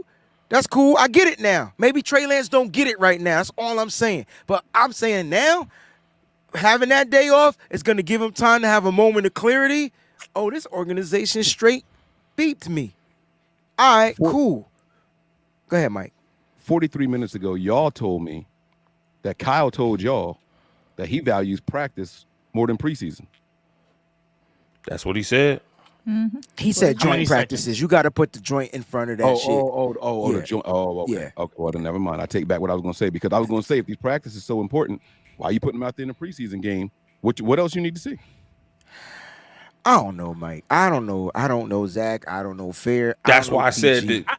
I'm surprised that Mike knew the exact minutes that you said that comment. That's more impressive to me. 43 minutes, 22 seconds ago. We miss you, Fair. I'm just saying. Yeah, I'm just saying, man. Hey, look, it's a nasty game right now. We all going to be here along for the ride, win or lose. But I tell you what, man, it's some pressure. It's some pressure on Kyle. It's some pressure on Brock. It's pressure on this whole team. I mean, it's always pressure on the team to go out there and perform and win, right? But you turned it up a lot, and you controlled this. You didn't have to. Self-inflicted pressure right now. That's what I'm saying. Yeah, and it's on everybody too. Yeah, but it's not just Kyle. It's not just Brock. It's on Steve Wilkes. Nah, it's on the defense. Bro. It's not. Kyle is the controller. He is the king, and he controls the moves. Steve Wilkes came out and said that shit ain't in my pay grade. The fuck? Wait, no, what? I get that, Breezy. But here's why the pressure is on everybody. Because what have we talked about all night? What is Kyle? The pressure. I'm sorry. I thought you meant the situation. My bad. No, what is Kyle the king of doing? Kyle is the king of finding scapegoats. For sure. So if this don't go right and we not winning at the clip that he want to win, he gonna find a way to put it on whoever he could put it on. Whether it's Brock or if Brock get injured and Darnold got to play and he throwing picks all over the field, or the defense is giving up yards in the running game and giving up touchdowns and we not scoring points and not stopping team. Kyle gonna find a escape. Oh, it's not me. My quarterbacks couldn't stay healthy. Definitely. My running backs couldn't stay healthy. Yep. My offensive line can't block. Max. My defense not stopping. He gonna find somebody to scapegoat. So it's pressure on everybody, not just the quarterback. I get what you mean now. I didn't know. I thought you meant the situation. Yeah. Like this whole Kyle is the manipulator of everything. He controls. He's the puppeteer. He's controlling that. I didn't know you meant that the pressure though. Now Steve Wilkes got to be on his A game. The players got to be on there. I got you. My bad, bro. But at the end of the day, Kyle Shanahan, this is his vision. Y'all keep forgetting that. This is his vision. Quick question. Quick question. Not to cut you off, Breezy. My bad. All right. We said he basically traded 3 first-round picks. I know it was 2 in a swap. I'm going to call it 3 just for the simplicity of it. How many other coaches can make that trade, have it fail miserably, have that player only play 4 games? Privilege, bro. Write it off and not even worry about losing their job. Like, did you Privilege, the 6 of us think there's any legitimate chance Kyle Shanahan gets fired after this year? Hell no. Do you know how many things would have to happen before that would happen? Right. Let me tell you. I got you. Kyle's got the excuses. I'm gonna piggyback on what Mo said to answer Zach's question. Right. All the excuses are built in already. That's a dope system. It's gonna start with the quarterbacks. Hey, well, he was Mr. Irrelevant after all. I mean, we thought we saw something in him, but I didn't get a full year in him. Right. I didn't have a full year in him. He was coming off of an injury. Okay, well, what about Sam Darnold? You went out there and picked up Sam Darnold and said Darnold was better than, he was going to be your next guy. Yeah, well, Sam just came in. There's a lot of tape out there on him, and we didn't expect the defenses to know his tendencies so well. Apparently, they were watching a lot of Carolina and Jets film. So that kind of happened also. Well, what about Trey Lance? Well, he's so raw. He only got 4 starts. I mean, we were still trying to work on him. Okay, well, you picked that guy though, but tell me more, Kyle. Well, also the defense. We went from the number 1 defense last year to Steve Wilkes and a new defensive coordinator. Well, Kyle, yeah, that's true. But when Steve Wilkes came over, you didn't allow him to bring anybody with him to implement his system, his defensive schemes. This is a decision that you made, Kyle. Yeah, but I thought that he was going to be able to come in here and just carry the torch, carry on what we did and work with our secondary just a little bit more and, get those guys a little bit better because we were concerned about the pass rush not getting there. Yeah, well, Kyle, you're saying that, but then we went out there and got you the top defensive tackle in the free agent market this year to help with all of that. Well, I understand what you're saying and you're correct, but it's a culmination of all of those things. It's a culmination of all those things. So, Jed, what I'm saying is, I need another 4-year extension. Let me find the right people and pieces to put in place so that way I could do. And let me tell y'all right now, if it was anybody other than Kyle Shanahan or Andy Reid, it wouldn't happen for 2 more years. It wouldn't happen. I give you 3 more coaches. Real quick, Mose. John Harbaugh, Mike Tomlin, and Belichick, but that's it. Yeah. Right. And real quick, I just want to know, that was a meeting between Kyle and Jed, you said? Mike? Okay. I just want to know if Kyle's in there smoking hookah too. It ain't hookah in them rocks, It ain't just bro. hookah. That shit laced, bro. It's laced. It's laced. And by the way, somebody in here keeps saying the Rams mentality is fuck them picks. Let me tell y'all something. The Niners doing the same shit with their first round picks. Solomon Thomas, absolutely. Ruben Foster, Yup. Trey Lance now. Talk about it.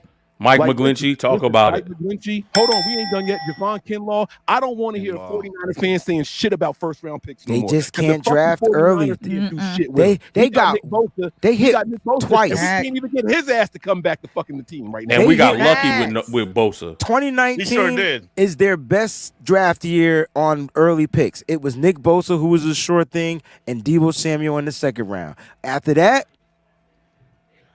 So yeah, fuck them picks because they clearly don't mean shit here either. So I appreciate Sure the don't. Rams take. I'm gonna go out there and get a sure thing proven in the NFL. and Brandon with Ayuk, my I'm sorry, first 3 round picks. and bring them in here.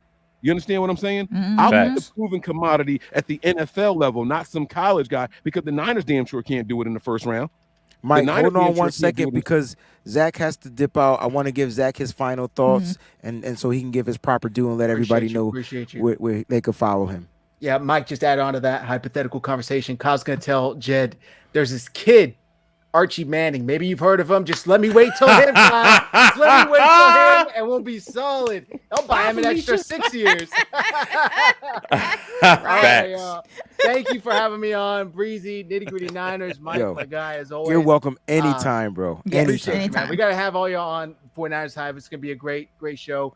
I promise I'll be more tamed. I'm sorry. It's all good, man. I love it. It's the passion just flowing through us. I can't promise that. I appreciate the honesty. Thank you, everybody, for tuning in. If you're tuning on 49ers Hive, go Nitty Gritty Niners, hit like and subscribe. You already know everybody here. They're great personality, or you love them, excuse me. So hit like, hit subscribe. And again, thank you. All right, Zach, we appreciate How you. fitting. How fitting for me to get cut off. All right. Thank you, everybody. No, you're good. Take care. Have a good evening. night. Thanks, Zach. Thank you. That was fun. Yo, we're gonna wrap this up. We're gonna get to some of these super chats because there are a lot of super chats, which is good, Mike, because this is Mike's favorite part. So Mike gets to read all the super chats because he likes to clap back at all the stuff that happened at the very beginning of the show. So I'm excited to see how this is gonna pan out. Yep. Now, Mike, I want you to appoint who you want to answer the super chats. How's that? So I read it and just call a name and y'all got to respond. Yeah, I'm with it. You the And by the hostess way, with- if y'all don't give the response I think y'all supposed to give, then you gonna clap back. Out. There it I'm airing is. people out. The only reason why Mike is here is because he wanted to air people out what happened that I having the host, but he just didn't know he gonna do some work tonight. That shit. Hookah Mike is ready too. Hookah Mike is Go, ready. baby. All right, Go, let's get baby. to the super chats. Let's go. PG, can you pull them up for me? I'm gonna look for something. Mike, nobody tried to take credit for that name. I gave you that. We on the Hookah same Mike. page, No, right? no. Yeah. All right, That's- all right. You the first person that ever said, "Oh shit, All right. Hookah Mike in the building. He about to turn Yeah. up." Yeah, that's when it's Hold on, real. Let me go. Miss All right. Dejo, the first super chat of the evening, she says here, and I quote, Trey was horribly mismanaged, in my honest opinion. Definition of mismanagement, it's a verb. Manage badly or incompetently. Mismanage is to make a mess of something you're doing or running. This is so unfair for Trey. Ring that damn bell, Breezy. Hold on. Oh, I'm sorry. There you go. Mose, take it away, man. I mean, the definition speaks for itself. Manage badly or incompetently. Mismanage is to make a mess of something. I mean, we talked about it earlier. The way they handled the Jimmy Garoppolo situation after they drafted Trey Lance, and then what happened the year after that. It's been a complete and utter mess, and they've been trying to find ways to find scapegoats for the problem. Oh, it's the injuries to the quarterback. Oh, it's Trey Lance. It's Jimmy Garoppolo. It's this person. Is that? No, it's you, Kyle. It's the front office. We didn't want, you guys didn't want any things to be leaked, but now there's the leak that's coming out. Who knows how true it is? But John Lynch didn't want Trey Lance. He was the one who wanted Justin Fields, and you overrode him. And my thing is, if he's the guy that you wanted, I just don't understand now why he's getting treated like this by you specifically. It's not like John is the one coming out and saying, "Oh yeah, I'm forcing Kyle to push him out." No, it's how you're responding. It's how you get up at the podium and answer the press conference questions. So yeah, it's been completely mismanaged, and we have to look at Kyle, and we have to really start holding him to the flame for how he's handling these situations, because it's not giving me leader. It's not giving me head coach of the San Francisco 49ers that understands how to manage situations, how to manage players, how to get your job done, but do it in a way that, you know, is understandable by your entire organization and that's easily digestible by the fan base, because this ain't it. It's a clusterfuck. That's the word you were looking for. I got you. It's a clusterfuck, right? And on top of that, we talked about, he said something about holding people accountable. Somebody needs to be fired. I'm not saying John Lynch. I'm not saying Kyle Shanahan. A scout, somebody who justified trading up and then selecting Trey Lance for him to get 4 starts. Y'all, he's got one more start than picks it took to acquire him. Wow. Crazy. First, and they gave up on and they gave up on him because of that? Come on, man. Somebody's got to be held accountable. Somebody's head got to roll. The I'm math sorry. still not mathing, bro. It's 1 not plus 1 going is to. equaling Sharpen 11, the bro. guillotine. Not at Somebody's head's got to roll, bro. I'm sorry. Yep. Somebody's got to be the I've scapegoat now. never seen. I've watched quarterbacks go a season and a half before they were canned, and he didn't even play a quarter of a season. Come on, bro. It don't make no sense. Come on, let's get to the next one. We got like 30 of them in here. I'm sorry. We literally. Gaming Brown. We be Thank you all for the gammon. super chat, by the way. Here we go. He says here, I'm bopping to that Nitty Gritty theme song. You know that joint was kind of catchy, man. I ain't gonna hold y'all, man. Y'all body that. Go ahead, Wayne. Tell them where that came from, man. Come on. Hey man, look, you know, it's Nitty Gritty Niner Talk. Shout out to Fair, the crew. The song is dope. It is what it is, but we appreciate you, Gavin. Thank you, man. Thank you very much. Nighthawk Afterburner super sticker. I don't even know what that means. He gave a super sticker instead of a chat, so you could give stickers as well. But thank you for the super sticker. Oh, my daughter loves stickers. Jax is in the building. She says bullshit. Yo, hold on. We gotta. That is the dopest meme. Like that. That is the one. That kid is gonna turn 40 one day, and that, you know how we talk about, and it's still gonna be hot. Right. That is it. He done made his mom and dad so much money. I hope by he simply did. saying bullshit. Bullshit. Go ahead, Mike. Jack says here, bullshit is what it is. Update prediction: 5-12. You give QB2 to a go-seer. Trey is gonna be okay. On his profile on IG, it says a child of God. He will be just fine. Fair. Isn't that his tattoo? I remember he got that tattoo. Sure did. Talk about it, Fair. Can we flip that record? Yeah, I don't. We're gonna flip the record. I'm We're sure gonna flip the record to 12-5. Right. I could dig 12 I and get 5. you, and I love you, Jax. Yeah, let's flip that record, and just know I agree as far as you know, it being bullshit and what we're seeing. But you know, again, the race was already stacked against them. But there ain't no way with this roster we're going 5-2. Not happening. Everybody running the 100-man reader, and my man got hurdles on his track though. It's cool. It's cool. Cornelio, what's going on? He said today is a sad day. Did y'all see what I titled the episode on my thing? T-5, but I put T and then I put in parentheses team. -5. Come on now. Come on now. Today is a sad day. Listen, man. I'm gonna speak, and then if anybody else can touch on it, it's sad because we all had high hopes for Trey Lance. Yeah. Again, those high hopes didn't come because he was a black dude. Those high hopes didn't come because he was somebody who had a tattoo that we could all relate to, or a history that we could relate to. Those high hopes came because of what the team did to acquire him. They are the ones that told us we should be hopeful for him and his future and this franchise. And for him to be relegated to QB3 at what feels like nowhere, It just hits a little different. I'm sorry, it hits a little different. If anybody else wants to touch on it, being a sad day, cool. If not, we're gonna keep it moving. I'll just add to what you said, because a lot of people look at us, some people look at us and think that we know what we're talking about. But most people will just say that we're couch GMs. We don't have any experience. We've never coached an NFL team. We've never scouted a quarterback. So then that only elevates Mike's point. We have to believe what the organization tells us, right? Because they're the professionals. So if they're going to mortgage our future and trade all of these assets to get this guy, obviously they see something that we don't see. They believe in something that we have yet to believe because we haven't seen it. So if you're going to call us couch GMs, but then have an issue with us buying into the belief system of the professionals, you can't have it both ways. Right. Exactly. Well said. Wayne, I know you said you start. Okay, we're going to keep it moving. Oh, sorry. I was gonna say it's not much of a sad day. It's just a disappointing day. I feel like they failed me. Like I feel like I was lied to. I don't know if y'all could deal with lying. Bamboozled, hoodwinked. There we go. I don't know if y'all know what that feeling is like, but if I'm lied to, I can't trust you. I could try to build my trust back. The Niners, and I'm going to support the team because I'm faithful.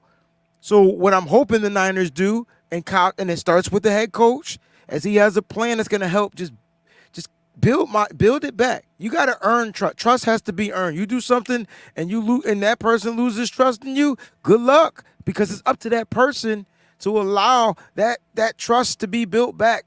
And so that's kind of like how I feel. Like I'm not sad, because I get it. It's business, but there's so many more proper ways you can handle business to people you claim you care about. It ain't got to always all be cutthroat. I don't fire everybody from my band because I ain't like playing with them or they had a bad day or whatever. I sit down and have a conversation with them after the fact.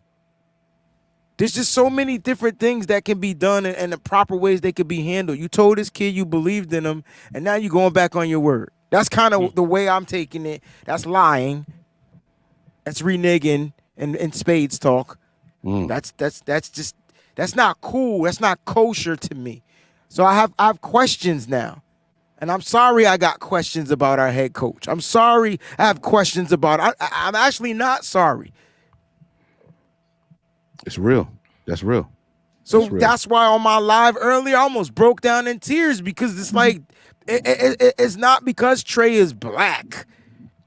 This could have been a quarterback that you promised that was going to do this and do that, and all of a sudden you just strip him butt booty naked because you can? Fam, if they sold us on Mac Jones, we'd be sitting here having the same conversation. Mac Jones, Zach Wilson, don't matter who it was. We was having the same kind. If the roles was reversed, if we did all of this to move up for Brock Purdy, and Trey Lance was the one that we drafted Mr. Irrelevant, and we would still be like, bro, you got to give Brock an opportunity to get in there and show us what you thought you saw trading up. It would be the same thing. Yeah. And I will say this, man, winning cures all, but we only lost, 4 games last year? It ain't about the wins and losses now. Now it's about the Super Bowl. You come out here and you win it, we're going to say, you know what? Hey, good point, Mike. Thank you. Y'all called it. You got it right. Wayne said earning that trust back, right? That's what they have to do now. The only way to earn, we can win 13 games. We come out the wild card and division round like it's nothing. Nobody expects the Niners to lose in those early rounds. It's NFC Championship plus. That's the standard we have here now. And we've done it with 3+ quarterbacks, time in and time out. So it's not Mike, about regular season wins. I look at this comment from Crypto, and this, that when I said F Purdy earlier, I literally meant it. I've accepted that Brock Purdy is our guy, and I'm cool with that. There's nothing about me that's not cool about Brock Purdy being the dude, right? But I'm not crying about because Trey Lance is a black quarterback. That's not what I'm doing. Trey Lance wasn't given a fair fucking opportunity. So at the end of the day, Like, that's what it should come down to. And you could say, oh, he had his opportunity, but he got hurt. No doubt. That's what happened. That's what happened. But don't tell me he's going to come out here and compete, and you're going to tell me that a guy that started 55, 56 games in his career, okay, with 90 turnovers is the guy that beat out a kid that has been in the system for 2 full seasons. That doesn't make sense to me. So, Crypto, it's not about him being black. It's not about me congratulating Brock, but this ain't about Brock. It's not about Brock. Brock's the motherfucking man. We're going to support him when he dresses and suits up week 1 against the Steelers, and his ass better find a way this team can win. Moses and I just said the same thing. Go ahead, Peachy. Okay. Fuck that, because we're keeping it real, and it's late as fuck, and I'm fixing to let y'all know some real knowledge. I am upset because he's a black quarterback, damn it. Just like what I put on social media, how I felt. This is a young black man that is being fucked over. These comments out here tonight have really pissed me off. And if you want to get a rise, you about to get a peachy rise, because I am tired. I'm sick and tired of this. Every time me as a black woman wants to defend a black male, and that shit about mix, get the fuck out of here.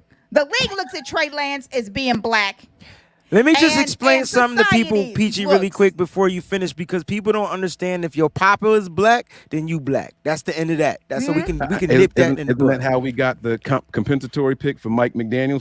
Yeah, because his dad. But they don't want to have that conversation. Okay, anyway, but they don't want to have that conversation. No, they don't want to. They don't want to remember that. No, of course not. No, but they happy for the pick because we were able to get something with it. Exactly. Shut the fuck up. So my whole thing. Who was it this year? Darrell Luter Jr. Which they can stash. Yeah, it's my turn. Today is not a sad day. It's an awakening day for me. That's what today is for this organization. That's what it is for me. I did cry today. I cried for a young black male that is being treated like dirt, and he's done nothing wrong. And I've heard people that have said such vile things about him, like he's a criminal or something, because he wanted to play football. Trey Lance did not make the 49ers move up to get him. He did not do that. He was available, and they took him. All he did was enter the draft. I am tired, sick and tired of this blaming this kid. That kid got hurt in that Seahawks game. Brock Purdy got hurt in the fucking NFC Championship game. And I've heard people say it's Trey's fault that he got hurt in the Seahawks game. Fuck that. Then it was Brock's fault that he got hurt, because you should have let the motherfucking ball go, and the O-line wouldn't have had to have held as long. He did hold on to the ball. And I got the film. And he wouldn't have Croft that had to do so much whatever after Croft is being like the fall guy or something. I didn't need Kyle to say it. I saw it. So my whole thing is neither one should be blamed for what happened. But if you're going to blame one, then blame the other one. Because I'm sick and tired of every time we have a black quarterback and something happens, it's their fault. I'm tired of it. So today for me was an awakening day. That's what today was. I opened my eyes to a lot of people, and I got some real people that I got to do some house cleaning for, because a lot of real emotions and real feelings about the real way that they feel about this situation awakened me so much. And it's crazy that she even got to say that. It's crazy that she can't come out and say, I do think he's getting a raw deal because he's a black QB. Because let me tell y'all, where's Zach Wilson on that depth chart? Who looked worse? He's number 2 after throwing his whole defense under the bus at the podium. He's still QB2 though, right? Yep. Sure did throw his whole defense. You don't hear no questions about Zach Wilson and his position on that team, right? After they went out and got Aaron Rodgers, there's still no heat on him, right? But look at the he's still the future. But they still selling it, right? And that's Peachy's point. That's Peachy's point. This goes to what I said earlier, Wayne, on our show, our impromptu show when I was driving, right? Yeah. I mentioned another quarterback, Jameis Winston. If Jameis Winston didn't look the way that he looked with the stats that he's had, would he be relegated so quickly to a backup, a camp body? Would that have happened the same way? I don't think so. Nah. How many chances did Sam Darnold get? How many chances did what was my man's name with the He Vikings? got another chance here. Right. What was the Sam other is here. dude's name with the Vikings? The other with the Rams. He went. What was his name? Sam something. Sam Bradford. Come on, bro. He got Come on, guaranteed. bro. He's still getting paid. Come on, Fucking bro. Carson Wentz was Come on, bro. literally put out there as Carson- a locker room cancer. And still got his head And starting still, job. and it would not surprise me if he didn't get another one if something happened to one of these starting quarterbacks. And he was a locker room cancer. Yes. Every stop he went to. Everyone. Hey. And even when shout out to one of my homies who's a Commanders fan. Even when he tried to say, "Well, I'm gonna give him a shot. Maybe he learned his lesson." He even said, "Yup, he came here and he did the same thing that he did with the Eagles, did the same thing that he did with the Colts. He was a locker room cancer. He didn't get along with anybody in the locker room. He is who he is. Yet." And I never heard anybody say he's not intelligent enough. I never heard anybody try to say he went to a D2 school or a D3 school. Trey Lance and Carson Wentz went to the same fucking Same school. college. And they are not D2 or D3 schools. Cut the shit. Can I add this in? I'm hoping Trey Lance is traded, and I'm hoping he goes to another team. But when do we still hold this team accountable for fucking up that draft? So can we have that? That's the conversation then. So I pulled it up, and like you said, you don't even want to hear the quarterbacks. Listen to the names that went in this draft after we pick at 3: Kyle Pitts, Jamar Chase, Jalen Waddle, Penei Sewell, J.C. Horn, Patrick Surtain II, Devontae Smith, Micah Parsons, Rashawn Slater, holy shit, That's Christian Darrisaw, Najee Harris, Travis Etienne, And Landon about 5 Dickerson, of those names you just Javon mentioned. Holland, Javonte Williams, Tevin Jenkins. I'll keep going. 9 of those was after we were at our original pick. We didn't have to move up. We could have stayed at 12. For 9 of those dudes. That's where the issue I think we mostly We could upset have about. stayed at 12. We got to get to these super chats, guys. Yeah, I'm sorry. yeah. All right. I'm back to reading. I'm sorry. My bad. Jack is back in the building. She says here, you better say that, Mose. Kyle didn't like it. I don't know what she was talking about no more. I'm sorry, but I'm going to say she was right. Yeah. Thank you, Jack, for that super chat. Appreciate you. Mook is in the building. Salute to Wayne, Breezy, and the panel. Kyle handled this whole situation bad from the start. Sam should have been the third option from jump. He's Ryan Leaf at best. Now, I'm going to say, you know what? Let me shut up. I'm going to pass this to Peachy. I'm going to pass this to Peachy because I'm going to shut up, and then I'm going to, I'll touch on it afterwards. Salute to Mook. Yes, Kyle handled this whole situation bad from start. We've spent a lot of time discussing how this whole entire thing is just jacked up completely. Sam Darnold should have been a third option. Yeah, he absolutely should have been. It should have just been Brock, Trey, and Sam. And that should have just been all there was to it, is what it should have been. If you're going to have him in here and whatever. One, it wasn't even a competition in the first place. And so it just should have been set, which is why people now believe that it was always going to be Sam Darnold at quarterback too, regardless, like that, like from the jump, like when he got here, like that's what he was basically told, that was the plan, because this dude is not out here practicing or even in games and looking like a quarterback too. He's not. And so that's really going to be real interesting. What happens if we need this quarterback too to go out there and play half a season or whatever, to do that. Sam Darnold seeing ghosts is not a myth. Like it literally happened. They couldn't tell what he was looking at. what he was throwing at. His coach would ask him, what are you looking at? What's going on?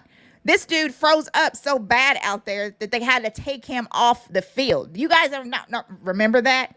He froze. And I'm just, it aggravates me so bad.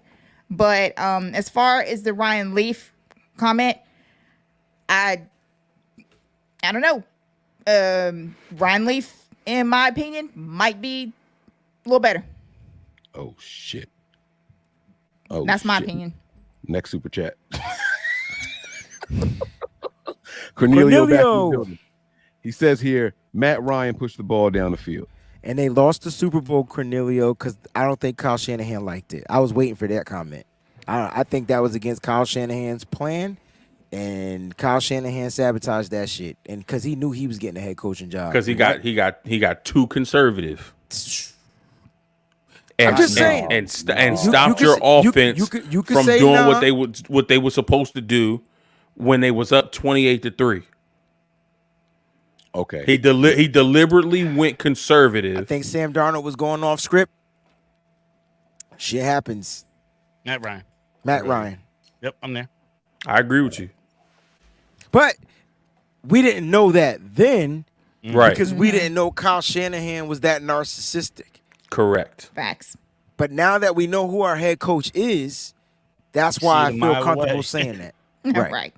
That's why I feel comfortable saying it. We're going to speed this up. All right.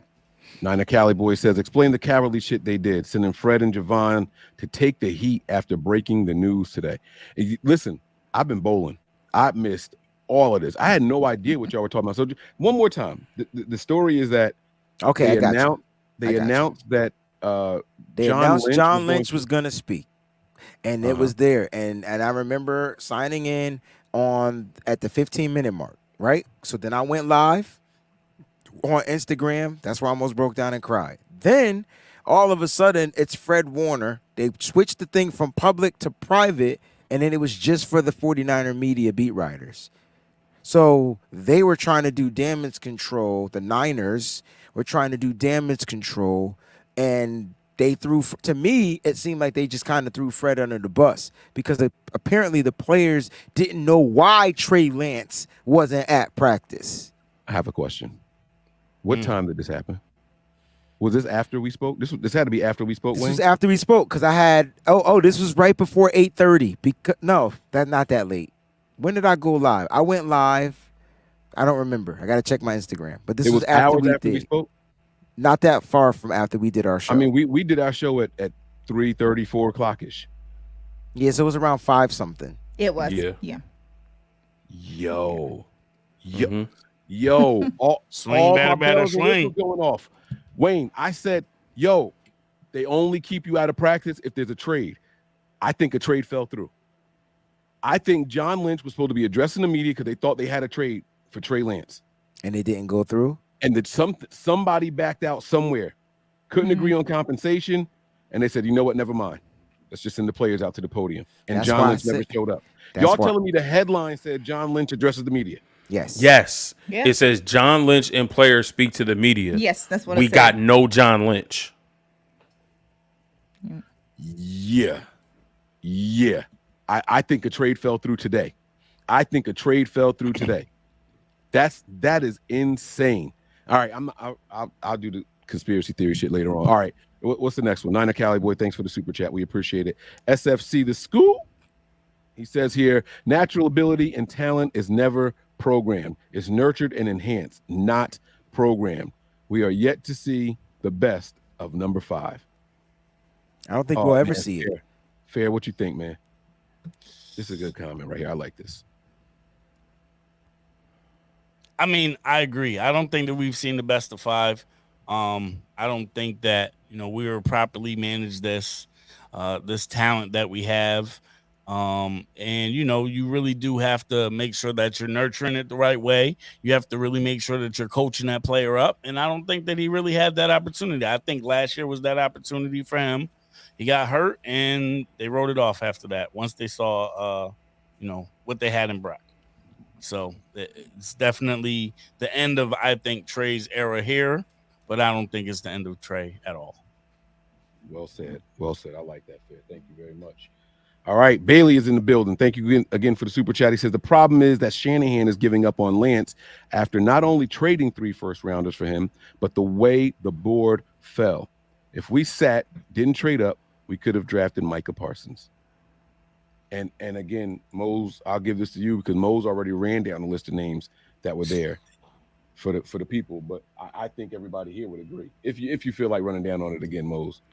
Yeah, I mean, obviously, if we didn't take Lance at 3, maybe somebody else would have jumped into that spot. But looking at this draft class now, this was a pretty stacked class. So even if we didn't get Micah Parsons, you think about the offensive line troubles that maybe not troubles, but the offensive line issues. We knew that we weren't going to keep Mike McGlinchey past that 50. We knew we were going to let him test free agency. Yeah. Rashawn Slater's on the board. Christian Darasol's on the board. Elijah Vera Tucker's on the board. You want to get corner so you don't have to go out and sign Charvarius Ward? Patrick Surtain is on the board. J.C. Horn is on the board. So, yeah, maybe if you trade up, you go up to 6. You go up to 7. Penei Sewell's on the board. If you want a quarterback, Justin Fields was at 11. So maybe you hop the Bears and you trade up with the Eagles and go to 10 and you get that guy. Like, there are so many marquee names. Pitts, Chase, Sewell, Surtain, Parsons, Slater, all Pro Bowlers. Right. So we could have sat at 12. And what do they say about the draft most years anyway? You draft BPA. Yeah. BPA, best player available. Yeah. And we could have some move up, don't usually do well. And then somebody else said that if we didn't mortgage the future, we could have drafted people in other drafts. So let's just take a look at 2022. Jesus. No. Well, our draft not. You got to look at the back of the draft. Yeah, our draft pick in 2022 would have been 29. Yep. At 29, the Patriots take Cole Strange. Decent enough offensive guard. After that, George Karlaftis, Daxton Hill, Christian Watson, Breece Hall, Jalen Petrie, Kyler Gordon, Kenneth Walker III. We could have made sure that Seattle didn't get him. Jaquan Brisker, Alante Taylor, Cam Jurgens, George Pickens, who's shaping up to be a monster. Sky Moore, who won a Super Bowl with Kansas City. There's names after that we could have got in subsequent drafts. Or if we wanted to package and move up if we wanted to, who's in that draft? Let's see. Tyler Linderbaum, Tyler Smith, who's become an outstanding tackle for the Dallas Cowboys, Trent McDuffie, Zion Johnson, Jahan Dotson, Kyle Hamilton, Chris Olave, Garrett Wilson, Drake London, Evan Neal. Come on, like that, and that is why we are so invested, because of what potential we could have had on this team drafting best player available. We're talking about the lack of depth now. Yes, we got a bunch of stars. We got the McCaffreys and the Trent Williams and the Deebo Samuels and the Fred Warners and the Nick Bosas. We got a bunch of stars. But we've also lost our depth because we have not been able to replenish it year after year after year in the draft. And we're taking a lot of swings and misses.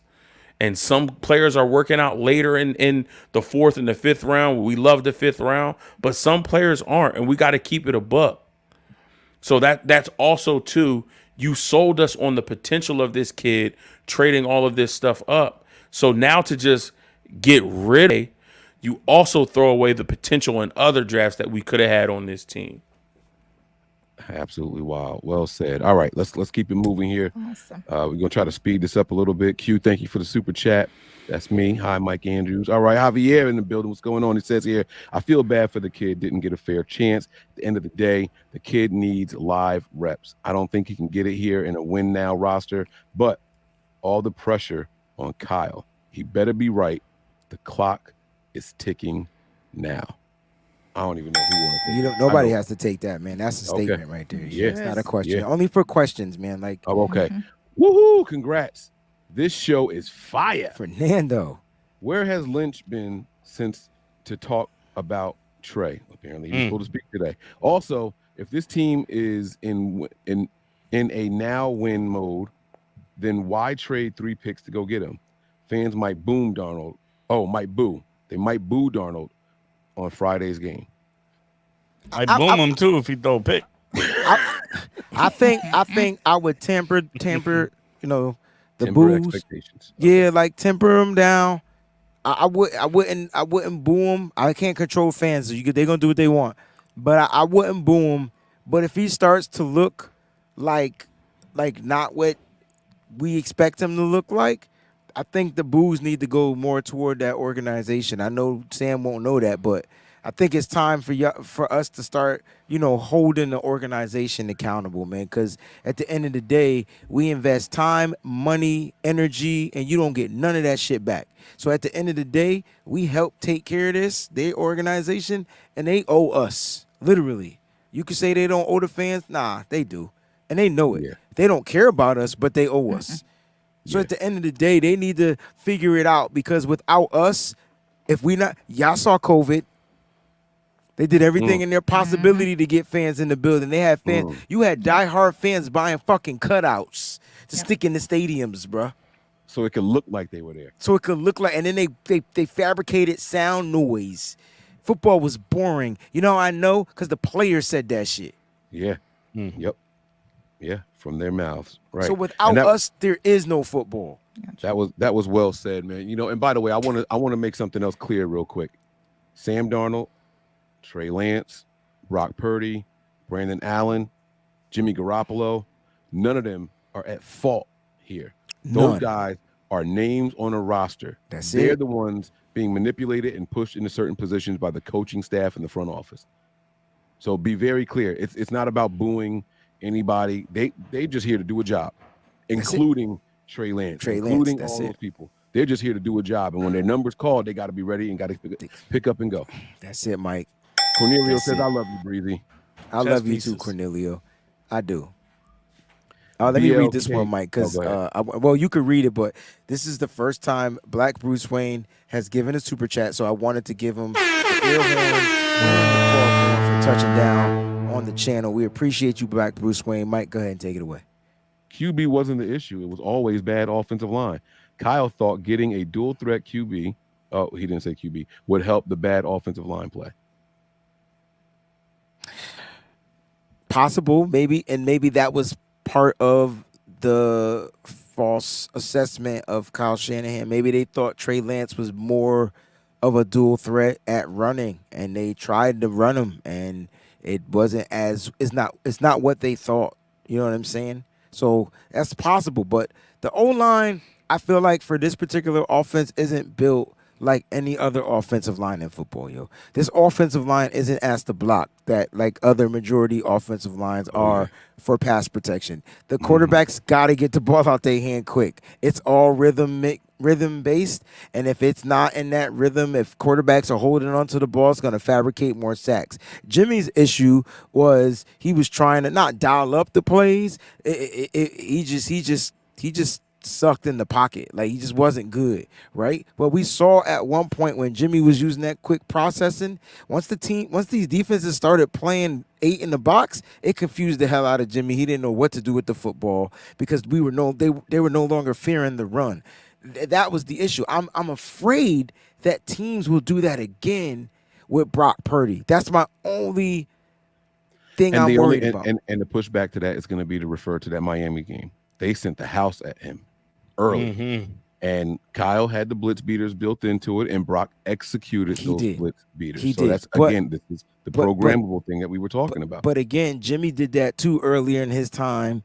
And then once teams started being more consistent with it, that's when Jimmy started to struggle with that. So I'm curious to know if more teams do it, because we saw Brock Purdy struggle a little bit. I felt like he struggled in some games. Everything wasn't peachy and creamy for Brock.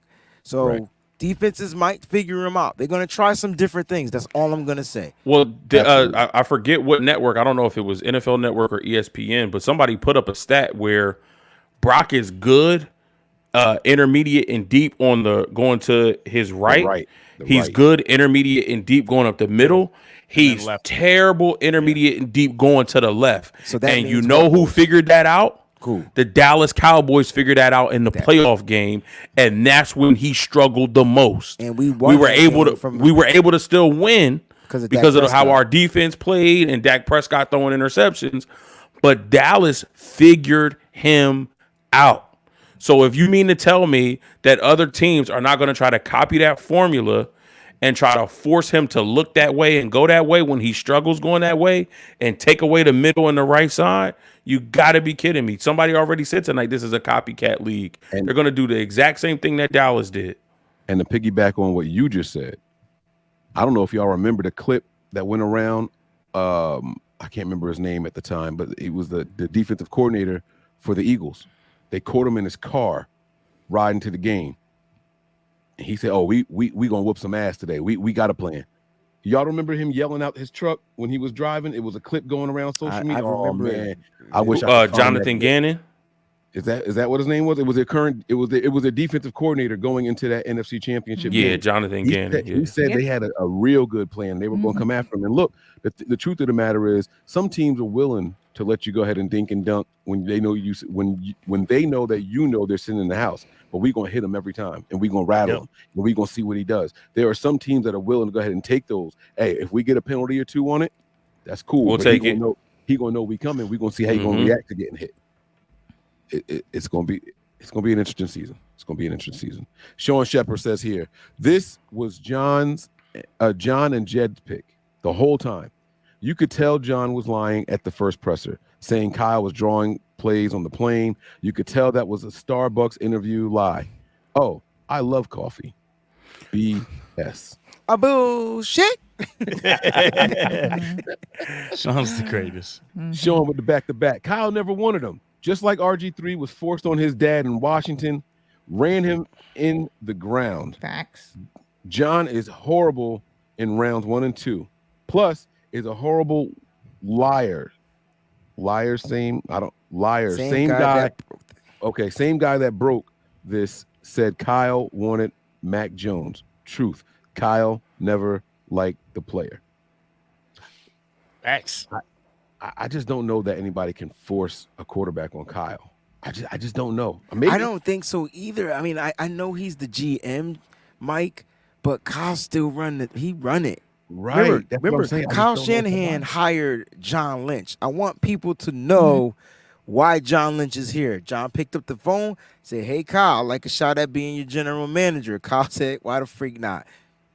That's what happened.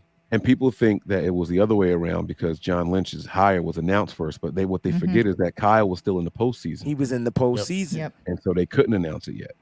They couldn't announce it yet. The Niners had stopped interviewing coaching candidates and everything. They had stopped. They knew it was going to be Kyle all along, but they could announce John beforehand. So, John Lynch actually was covering the Super Bowl saying, "Yeah, I'm going to be taking the 49." Like, he was promoting it. Like, he knew what it was. It was already put together, man, but it's cool. But yeah, cool. Sean again, damn, 3 back-to-back. Okay. He said, John is sorry. Gave up 3 firsts for a raw person Kyle didn't want. Second time he did it, Jimmy was the first. Plus, John couldn't get anything back for Trey because the smart GMs know or are desperate. Probably owners. You mean no, we're desperate? I think so. Oh, yeah. Gotcha. So they can lowball us, is what he's saying. Yeah. But I like, you blame John because he's the GM, but I'm telling you, Kyle still controls this team. And that whole Jimmy Garoppolo trade, we can say that was John Lynch. Well, Kyle asked him for a quarterback, and he went and got him a quarterback. Yeah. And it worked until it didn't. He's been doing it since the very first draft here, right? Oh, yeah. John Lynch went right to the podium. We had the trade back up into the 3rd because Kyle said he really wanted Beathard, and he wasn't going to be able to sleep tonight if we didn't. Did we blame Kyle for that, or did we blame John for that? Come on. That's what I'm saying. We got to be consistent. He has been going after the quarterbacks that Kyle says he wants. That's all. All right. Earl, Big Earl, he says Fred looks sad not seeing Trey at practice, which means he believes in Trey. And look at the way his eyes closed when he was asked about Darnold. I got to go see this press. I got to watch it too. I didn't get a chance to watch it. I've been drafting and doing shows, so I can't wait to check it out. Thank you, Earl. Bam Bam. First, Trent said nobody's technically competing for anything. He said, let us know. Wait, he let us know a week ago. Second, the Shannies took Cousins in the third round after taking RG3, number 2, in the same draft. Where they do that at? Shanahan's. Shanahan's. They different, man. Shanahan's. Sean Shepard. Guys, again, this is Muppet John's fault. It's John's fault at this point. It's just John's fault. It's John's fault. Plus, I agree. Want to be great, Jed. Kyle said from the beginning he wanted Kurt. John got him Garoppolo. Then Kyle wanted Mac with a loaded team. Gotta say That's it right. not what he said. Garbagelo. He said Garbagelo. Y'all see. You got to read it the way he wrote it, bro. Yeah. All right, fine. John got him Garbagelo. Then Kyle wanted Mac with a loaded team. Nope. Here's Trey. And I get it. I just, yeah, all right. Sean is a word wizard. I swore he was gonna go with like mac, loaded mac and cheese. That's loaded, what I thought you he know was. what I I was waiting for that loaded too. Big Mac. I was waiting for something drastic like that. Justin, what's going on, man? He says here, Lance is tired of being dragged through the mud with no support. Kyle finally said something good about Lance on the day he threw up the finger. Shaking my head. This is crazy. Do you guys, Sean? Do you guys really think Kyle doesn't tell them what QB he wants and why? Of course he does. It's their fault. John is weak GM. The league knows it. No? Look how Belichick got over on us with Garbagelo. I'm sorry, guys. Garbagelo. I don't think John is weak. I gotta push back. I don't think he's weak. I think he's just being micromanaged. And I also think, oh, go ahead, sorry. When you're I know there's some people that can deal with being micromanaged, and then there's the other people that can't stand being micromanaged, and they'll walk away. That will be me. I can't be micromanaged. I don't care if it's in a church, school, whatever. I can't. You can't tell me to do a job and then you do the job over top of me doing the job. Right. You don't need me to do the job. But some people can deal with that. I've been there on the podcasting side. I seen my man think he was getting micromanaged. Said, man, Mike, fuck this, I'm out.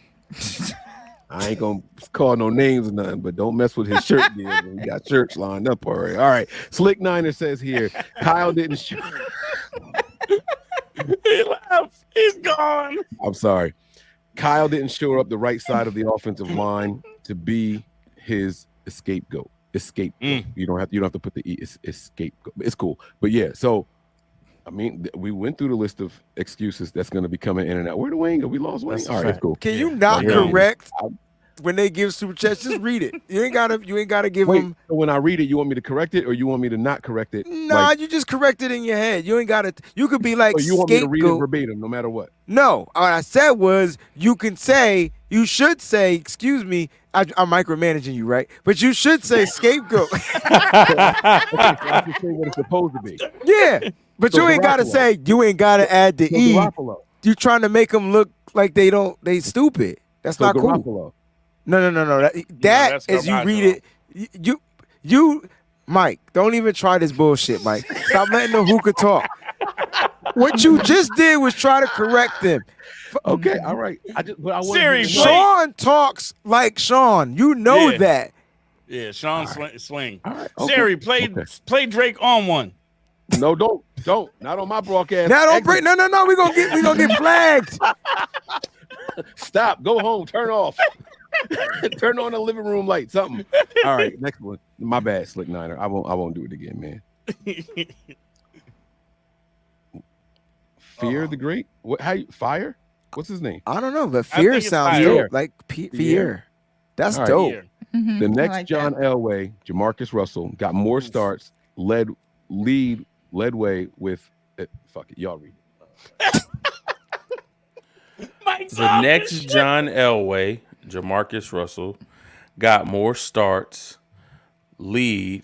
I figured it out. Even with a lean habit. Basically, what he's saying is Jamarcus Russell was heralded as the next John Elway.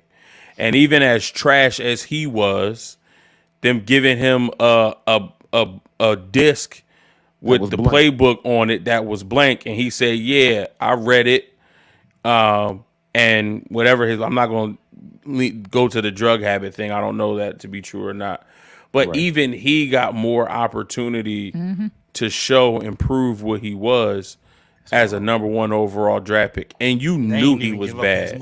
He didn't care about the game of football. He didn't care about his body. He didn't put effort into the game. And Trey Lance is not the player that he was, is a better player and is an even better person. So I see what he's saying, where even Jamarcus Russell got more opportunities to try to make something of his career. Right. Yeah. Right. All right. I'm back. Nick Donald, what's going on? All right. I got this one. Lance and his agent lost respect for Kyle after Kyle's response to the jackhammer question on how the media is treating Lance. Good take. Ding. Thanks. Statement. Yeah. I like it. Shout out to FedEx too. Great 16765 says, this deeper than football. TL and SD have the same. Okay, Trey Lance and Sam Darnold have the same agent. Why his agent bringing another QB to compete with him? Real suspect. I didn't know they had the same agent. He need to hire a brother. What? Wait a minute. I didn't know that they had the same agent. Well, hell, I know it's the theory.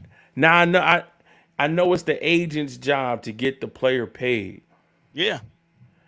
But this brings up a really good conspiracy, because why would you send Sam Darnold to a team where you know Trey Lance is?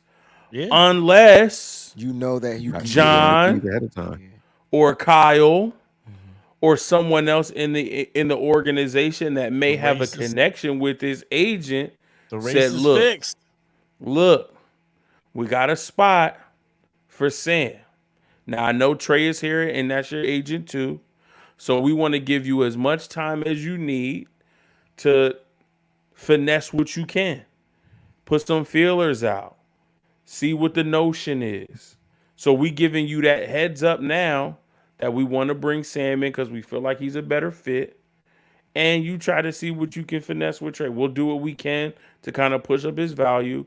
But we're giving you so much leeway, so much time to kind of figure out. I mean, this is all speculative. It's all speculative. Of course. But this great one brings up a great point. I'm not gonna send one of my clients into the same situation that I already have another client. My client's there, he's thriving, he has an opportunity to compete.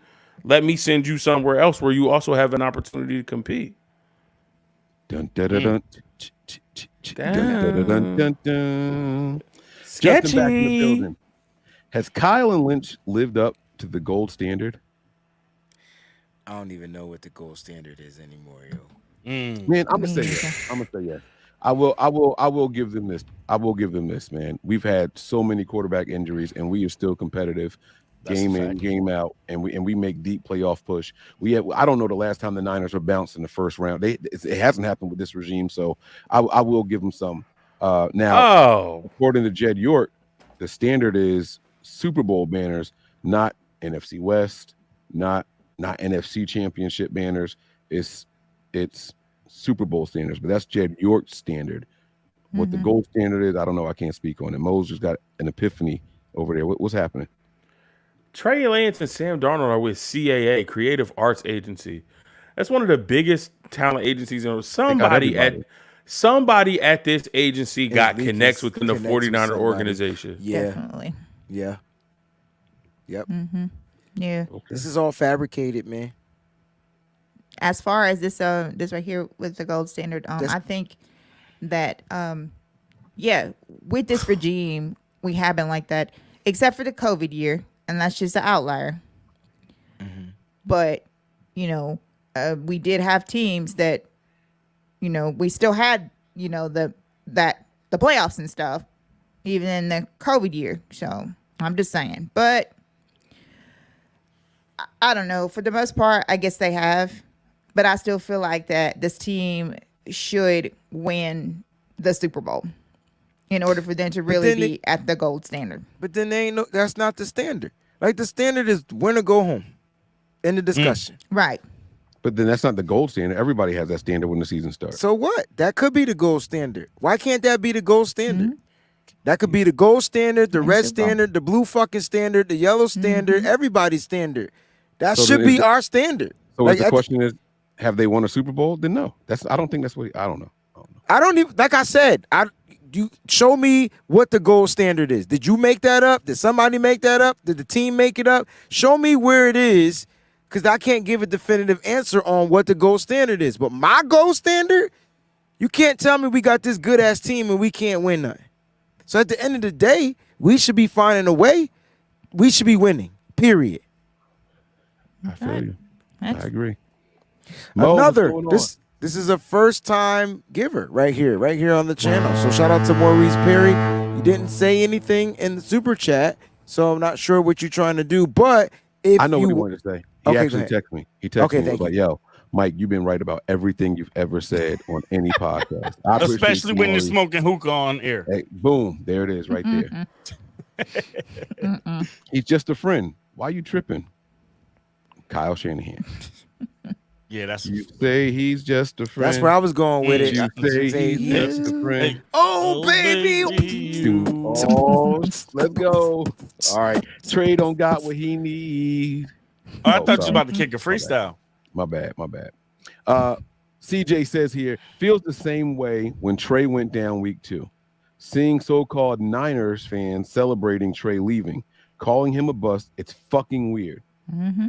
Kid Thank got you. a tough break, and I wish him the best. Hashtag faithful to the Bay. How is any player in the NFL or any sport a bust if they haven't played? Like you said, it's fucking weird. They could be injury prone. They could be what if it's due to injuries, maybe that's it. But you can't call him a bust if the team didn't give him the opportunity to go out there and prove himself. You can't tell me a player can prove themselves in a matter of 6 non-consecutive games. So Brock Purdy did it because he had the opportunity to do it week in and week out. Like, Trey didn't have that opportunity. Rookie year, he came in, he started for Jimmy Garoppolo because he was injured. Jimmy was like, nah, fuck that, I'll be back next week. And was trash against the fucking Colts. Don't tell me Jimmy was back and he was healthy.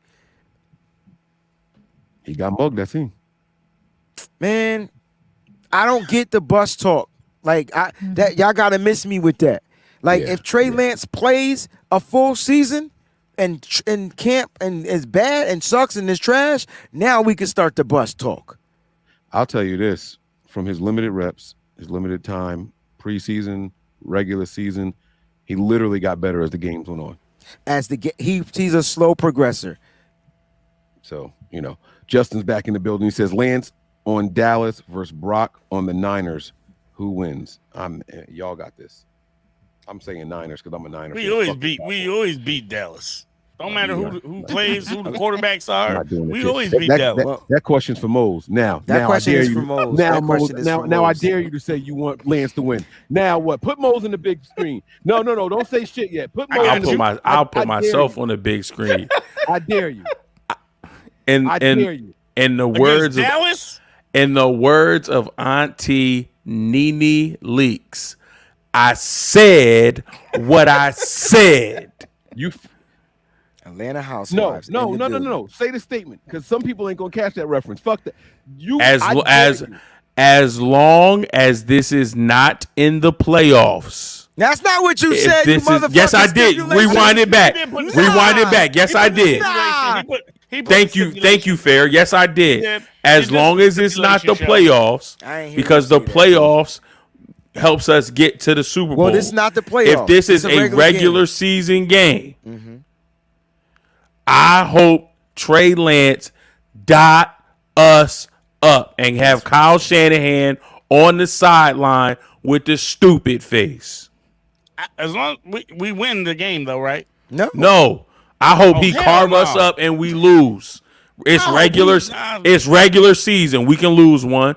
We started slow the past 18 and a half years. I hope he throw that shit right to Fred and Fred house it and stiff arm his ass to the ground. If he on the other team, he a op. He a op if he on the other team. Can y'all see my phone? Yep. I mean, we can see your phone. We What's don't that know what to say. You blocked him? You Fuck You out about of to here. block Talking about some Mose? Cowboys shit. Yeah, Mo's blocked, man. He hope the Cowboys win.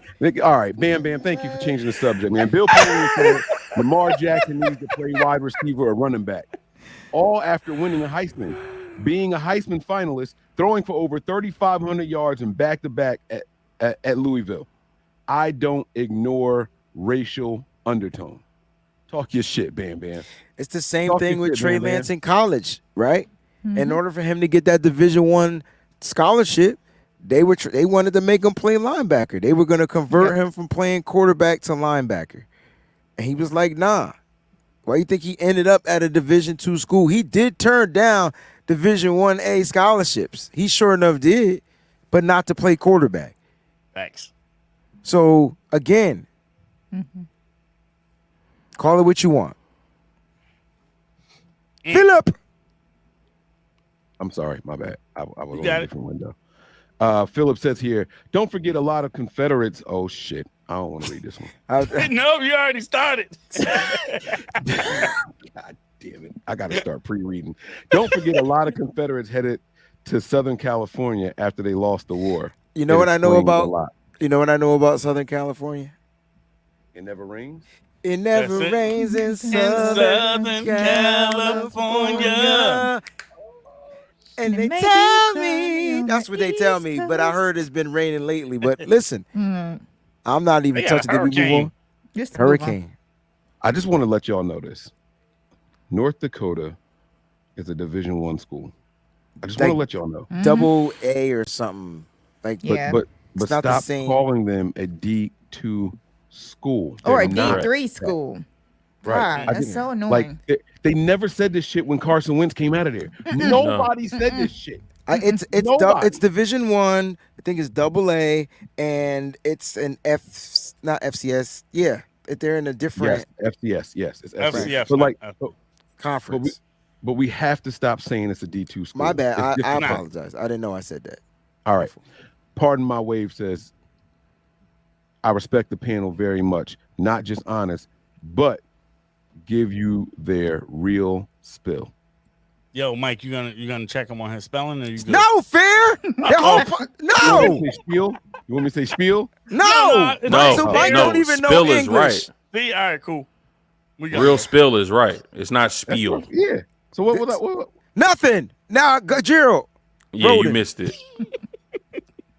I want I hate y'all. I want to know everyone's honest opinion. Do you really think that Brock can be our franchise QB and take it? Go to the screen where everybody can be seen. This is a good question. Do you really think that Brock can be our franchise quarterback and can take us to the ship and win? I'll go first. With this defense, yes. You don't have to do much. You don't have to do much. There's more than enough weapons.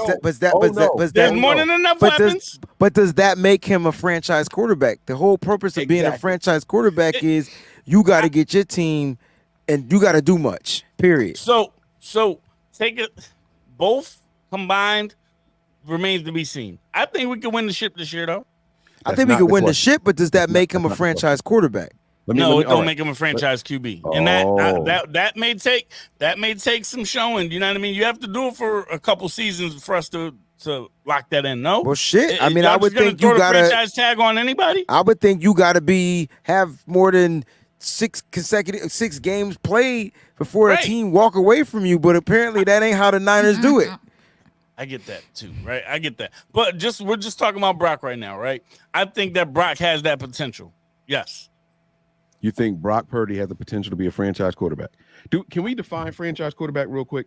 Sure. The putting the team behind this one quarterback and not looking for other alternatives. Yeah, because of their ability to win under any circumstance, their ability to get the team over the hump, stuff like that. There's a lot that goes into what franchise quarterbacks can do. Let me tell y'all my personal interpretation of franchise quarterback. Y'all can disagree, right? But let me be clear. There's only a handful of franchise quarterbacks in the NFL. A franchise quarterback is a quarterback that's expected to win despite his skill sets are the skill players around him. Mhm. Okay. All right. When Tyreek Hill left Kansas City, there was no drop off. They were still Understood. expected to win. No. There could have been a drop off. They There might was not a score as many drop-off. points per game, but they're still expected to go out there and get those wins, right? When Yep. the Niners contracts start to expire and George Kittle's not here, and Debo's getting old, and Brandon Ayuk's not here because we couldn't afford him after we paid Nick Bosa, right? When all of those big name players aren't here, and Christian McCaffrey, is Brock Purdy going to take this team full of rookies or second-year players over the hump offensively? That's what a franchise quarterback is. Jerry's still out for me. I respect that answer. I need to see more. I just want to address this comment because he says Purdy's Super Bowl win doesn't qualify. LOL. Because Fair said with this defense, the way he started his statement was with this defense, he believes we can win with Brock Purdy. So The second half of the question is the stamp it with a yes for me. Right, but my point is, if you clarify that the defense is the reason, then Purdy's not getting that Super Bowl win. Now, Trent Dilfer.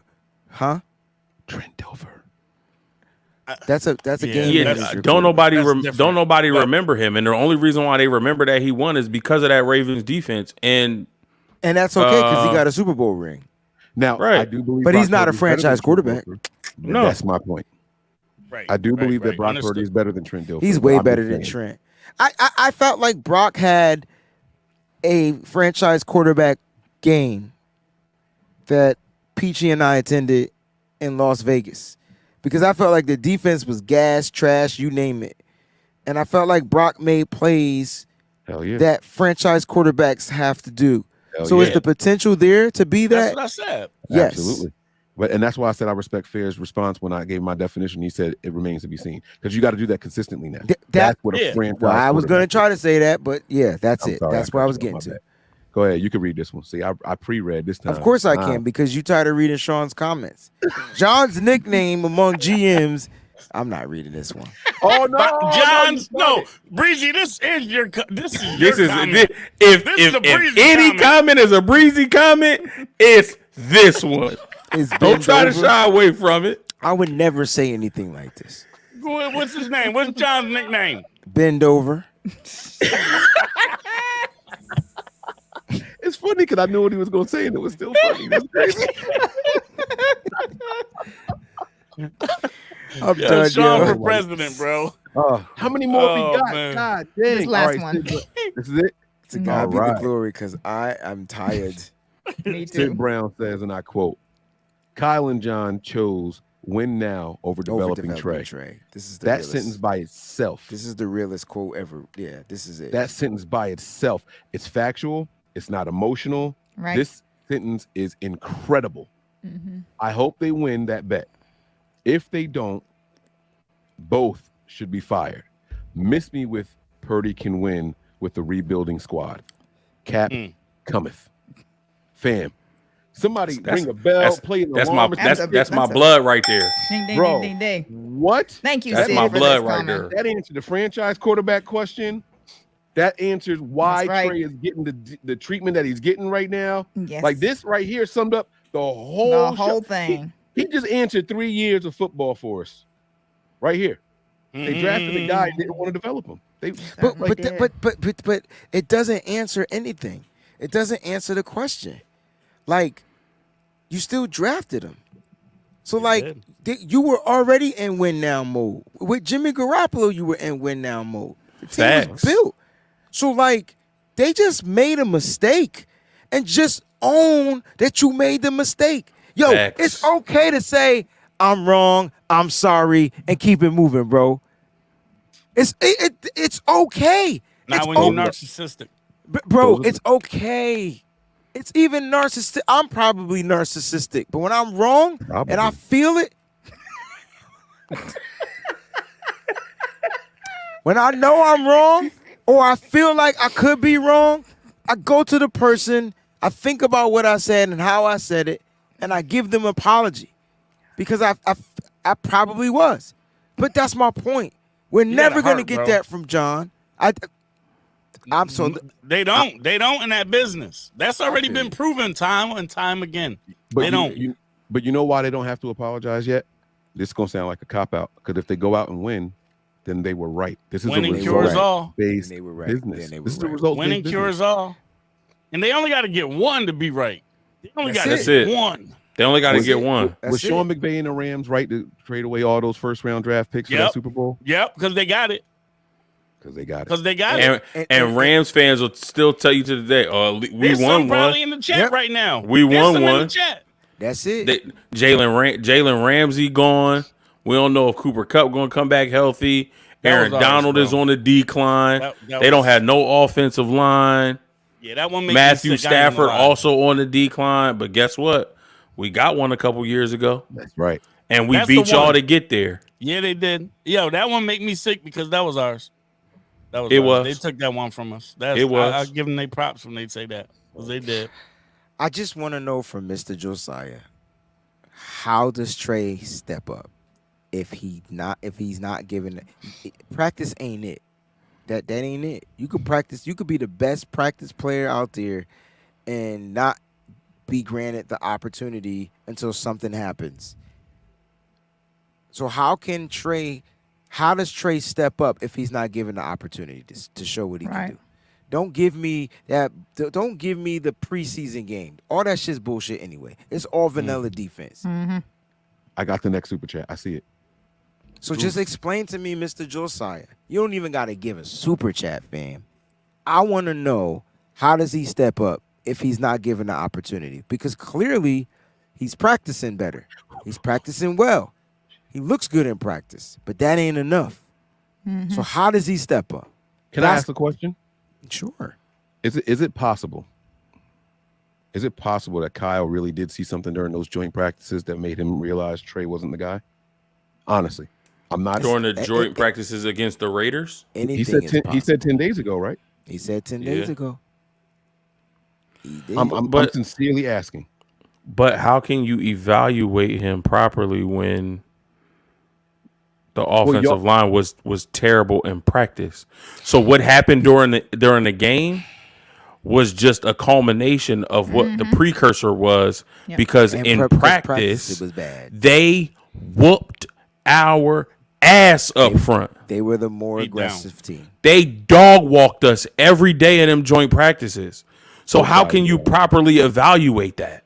But and Kyle went to the podium and was asked about that, and he said there's going to be games where the offensive line can't hold up. You still got to find a way to play. I'm just saying, is it possible? Y'all said it. Kyle said he values the joint practices more than the preseason games, right? So I'm just asking. Well, that's what is he it said. possible So that he we're saw going off of something? what he said. Maybe he lying still. I don't believe I anything mean, that comes out of his based on mouth. what you're saying is possible, but what did he see from Sam Darnold that was better than Trey Lance in those same joint practices behind the same offensive line that couldn't block nobody for shit? Same thing we saw when we turned on the game film. Darnold was getting rid of the ball faster, and Trey was hesitant. I think that's I'm just saying. Maybe that was the decision making. I think that's where he made up his mind that we're not gonna continue to move on with Trey, or we don't mind keeping him here, but we're not gonna continue to find time or places for him to develop. He's gonna have to figure it out. Right. Back to Sid's response. Right. Exactly. Yeah, You know what I'm saying? And so this right here, I saw. I don't have any more like screaming, fighting me left, but we're not the only ones that care about Trey getting cut or traded, because if that was the case, then X or Twitter, whatever you want to call it, and national media and everything wouldn't have been booming so much today if that was the case. Just, this is on just NFL letting Network. you know. I was You driving. can flip on anything. You can flip on anything. Yahoo Sports has an article out now about the 5 teams that either have inquired about Trey or something like that. So everyone cares about the situation. You know why? Because this is the San Francisco 49ers. And every single team and every single media outlet cares about the 49ers. That's why no matter whether it's Colin Cowherd on FS1 or if you go over to Get Up on ESPN or whatever, they're talking about the 49ers in some form or fashion. Yeah. Let's click on Bleacher Report. Top news: Messi assists for the equalizer. Judge helps end Yankees 9-game skid, and Shanahan wants Lance on 49ers. Third. Yeah. So no, it isn't just us. National media. ESPN NFL top headline source: Colts field Taylor offers as deadline nears. Number 2, 49ers Darnold wins QB2 battle. Lance in limbo. Second headline. Oh, sorry, 187. We love you, and we don't want you to 187. None of no us. Idea. It's late. It's like almost 1 o'clock. And you like don't stop because it's 187 on an undercover cow. So I apologize, 187. I didn't realize what you were doing on there. Yeah. All right, let's get to these super chats. Cause Wait, there's more? Yeah. They came in late. Okay, the next one we got is this Great I one. believe. Great one. So what did OJ do? Did I miss something? No, OJ don't ask that did it. question. No. Okay, oh, my bad. I fed into it. OJ probably put out a video talking about Trey Lance because he is one person that does not. I'm about to. He did. Wait. I'm about to say. I'm about to pull I it don't up. know whether it's no, a but new who did he one, put but I the know video that he out did about? I a remember. while ago. Who was it that he did a video about the other like a week ago? It was somebody I can't remember who it was. Yo, OJ, wow. It was somebody that committed a crime, and he was like, he did it. Oh, the Raiders do. Henry Ruggs. Yes, it was about Henry Yes, Ruggs. it was. Nah, They was OJ. He's talking about the punishment being too lenient. He said it was too lenient. Are you fucking kidding me? Hey, man, the glove didn't fit. So Wait, but I will say. do you hear that? Did y'all hear the conspiracy that OJ really didn't do it? Don't do that. Conspiracy. Yeah, He didn't do it. Ain't no because conspiracy. the conspiracy is that he didn't do it. It was actually his son that did it because he didn't like Nicole, and the whole high speed chase was to give time for his son to get away, and that's why when he went to trial, the glove didn't fit because it wasn't his glove, it was his son's. Look at what this comment did. Great one. Get your ass out. You know what I'm saying? Look at this shit. Listen, that was on TikTok. My wife sent me that on TikTok, so I it got makes this. sense. I got this. I know what he's supposed to say too. Niners gave away all them picks and more. No Super Bowl. That was our Rams comment. That was going back to our Rams comment. Yep. Justin, you right, man. When you right, you right. That's right. The only throwing. Wait, Trey. I'm sorry, Trey. Yo, Mike, my that bad. who could be fucking up your eyes? I was trying to pre-read. So you was trying to pre-read and read at the same damn time. You told me to know what they supposed to be saying, not what they saying, right? But there's Trey, bro. When you get the man, it's not even an I H, said bro. I said they. There's still not an H. At the end of the day, there's no H. Don't try to read over me because you can't read. Call a game. This is why he has me read on NBA. He makes me do all the reading. This is what happens when you do a 3-hour show. The trouble. This is what happens when you do a 3-hour show. This is it. Nobody knows my sorrow. Swing low, sweet chariot. Trey is about to go home. I swear I got an Amber Alert for Trey when I was out bowling today, man. I swear I did. I'm sorry. All right. Trey only throwing 5 to 8 times a day versus the Raiders. Find a way to play. Call a game to help win. Which is against the Broncos. They put him in, and he Let him did. rock. He got the win. He did. They put him in, and he got the win. Like at the end of the day, and not one fan was complaining because everybody wants the 49ers to not lose. That's right. Don't matter if it's preseason or not. It doesn't matter because we win's a cried about getting our ass whipped, mollywop by the Raiders. Yes. Sure did. Yep. But all of a sudden, preseason don't I'm count. not. Preseason don't count. All right. Sean.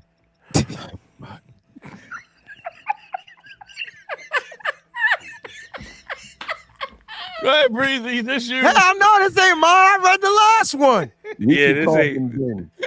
Pendejo. He spelled it wrong. He spelled it all the way wrong. No. Y'all got to keep the shit for real. Now, when I correct I get called out. He spelled it all the way wrong, but the fact that we knew what he was talking about. No, but look.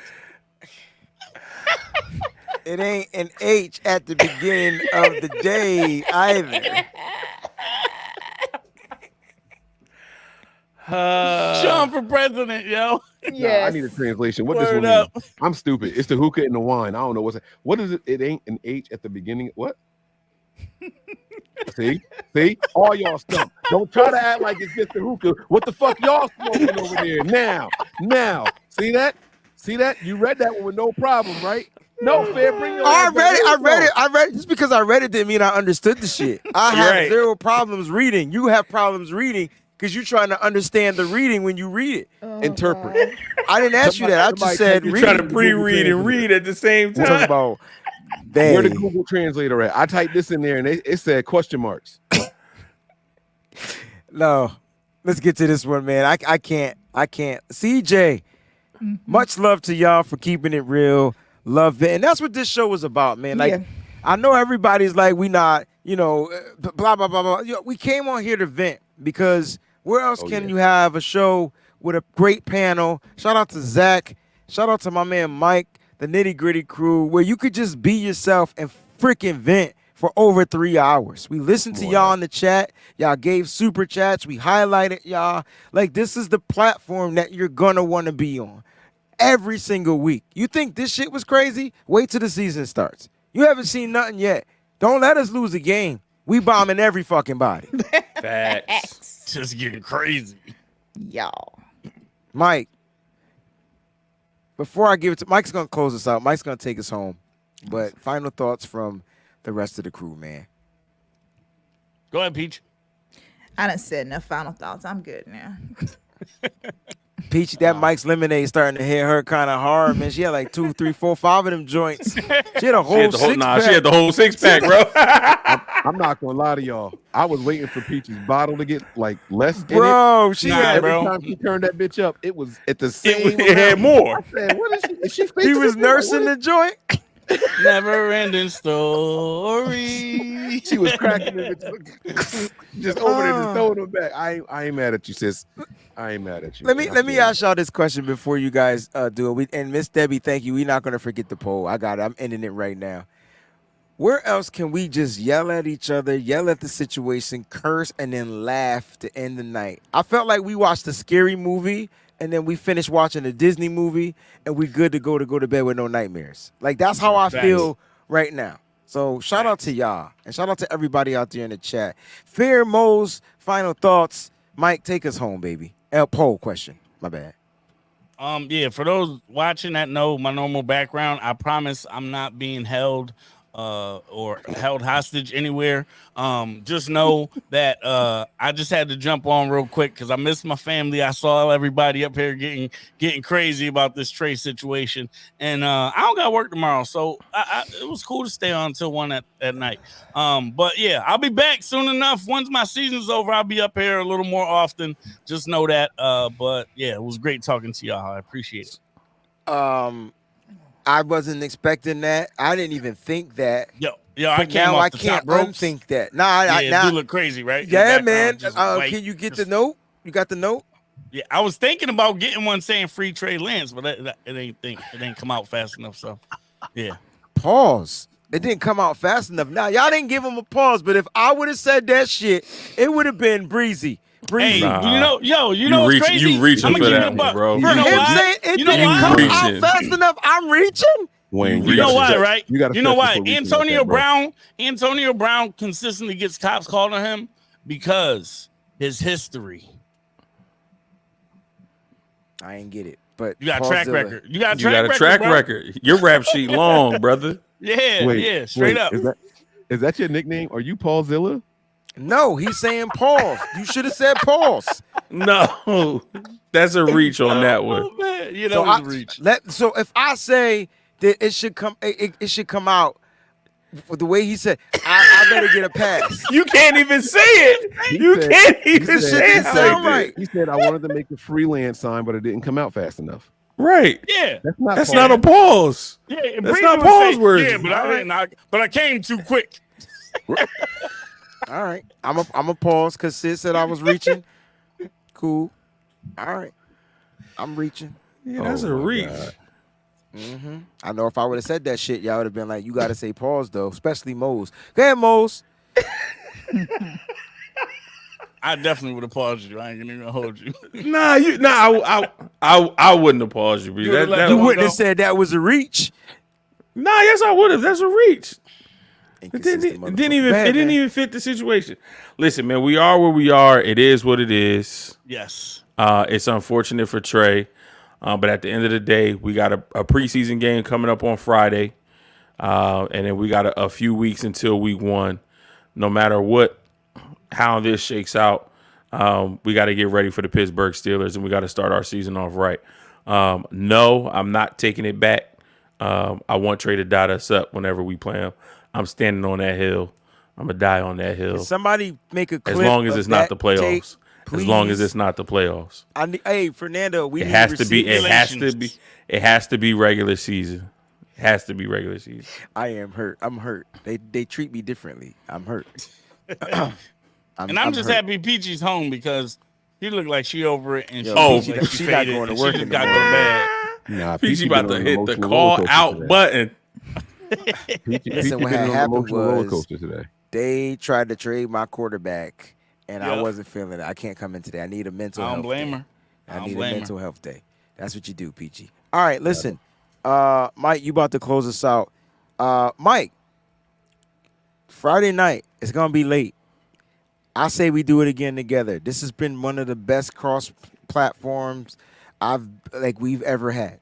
And the engagement was phenomenal on all of the platforms that we were on. So it's going to be a late show. This was a test to see if y'all motherfuckers can stay awake because we're going to be up late Friday night. Mic check 1 2 1 2. Show might not even start to 2 a.m. Oh shit, he talking to somebody else. Mike, the game is from 10 to 1. That's what Eastern? Yes. Where you Yeah, it's been, real. bro? Like got you me was yelling just at on 1 at 1 a.m. a.m. Yeah, bro, it's real. Like what? The Don't night before scratch your last, you nose. was on till This ain't 1 got o'clock nothing in to the do with morning. hookah. You don't need this. You know Like, what? the It's game- Friday. I'm in there like swimwear, baby. Let's Good. go. You ain't got Say no that. job. I'm in You there. ain't got I'm shit in to there. do. And all of y'all watching better be in there too. We gonna I hold would it never. down. Gosh, you. Oh shit. She said we up. We gonna be up. Especially Hey, Mike, chill. Oh, I wasn't on mute again. God. Hey, Mike, chill out, dog. Hey, Mike. Thank y'all so much for tuning in. Final thoughts. Thank y'all so much for tuning in, Mike. I'm gonna go ahead and close it out for you, baby. Shout out to Mike, Melbourne Niners. Zach was on here from 49ers Hive. I hope nobody caught that. All right. And at the end of the day, like Peachy left too. It is with everybody leaving. We love y'all. Stay faithful, man. Keep that shit nitty gritty, man. We out. Nitty Gritty, this that Niners Mo's Talk. knows. Season 3, Peachy. Nitty Gritty, Fair this to that God. Niners It's Talk. about that time. Everybody turn your TVs on. The Mo's knows Peachy, Breezy, and Fair to God. They keep it nitty gritty when they bring you Niner Talk. We two gorilla silverback, silver. You know it's busting, good discussion, cause we get it in. Every time, you know we grinding, I was 8 to 10. We always play to win. The faithful going hard. It's Wayne, Breezy, Peachy, Mo's, Nose, and Fear to God. Let's get it. Nitty gritty, it's the Niners Talk. Don't like it, better take a walk. Nitty gritty, it's the Niners Talk. We outline players up in chalk. Nitty gritty, it's the Niners Talk. Don't like it, better take a walk.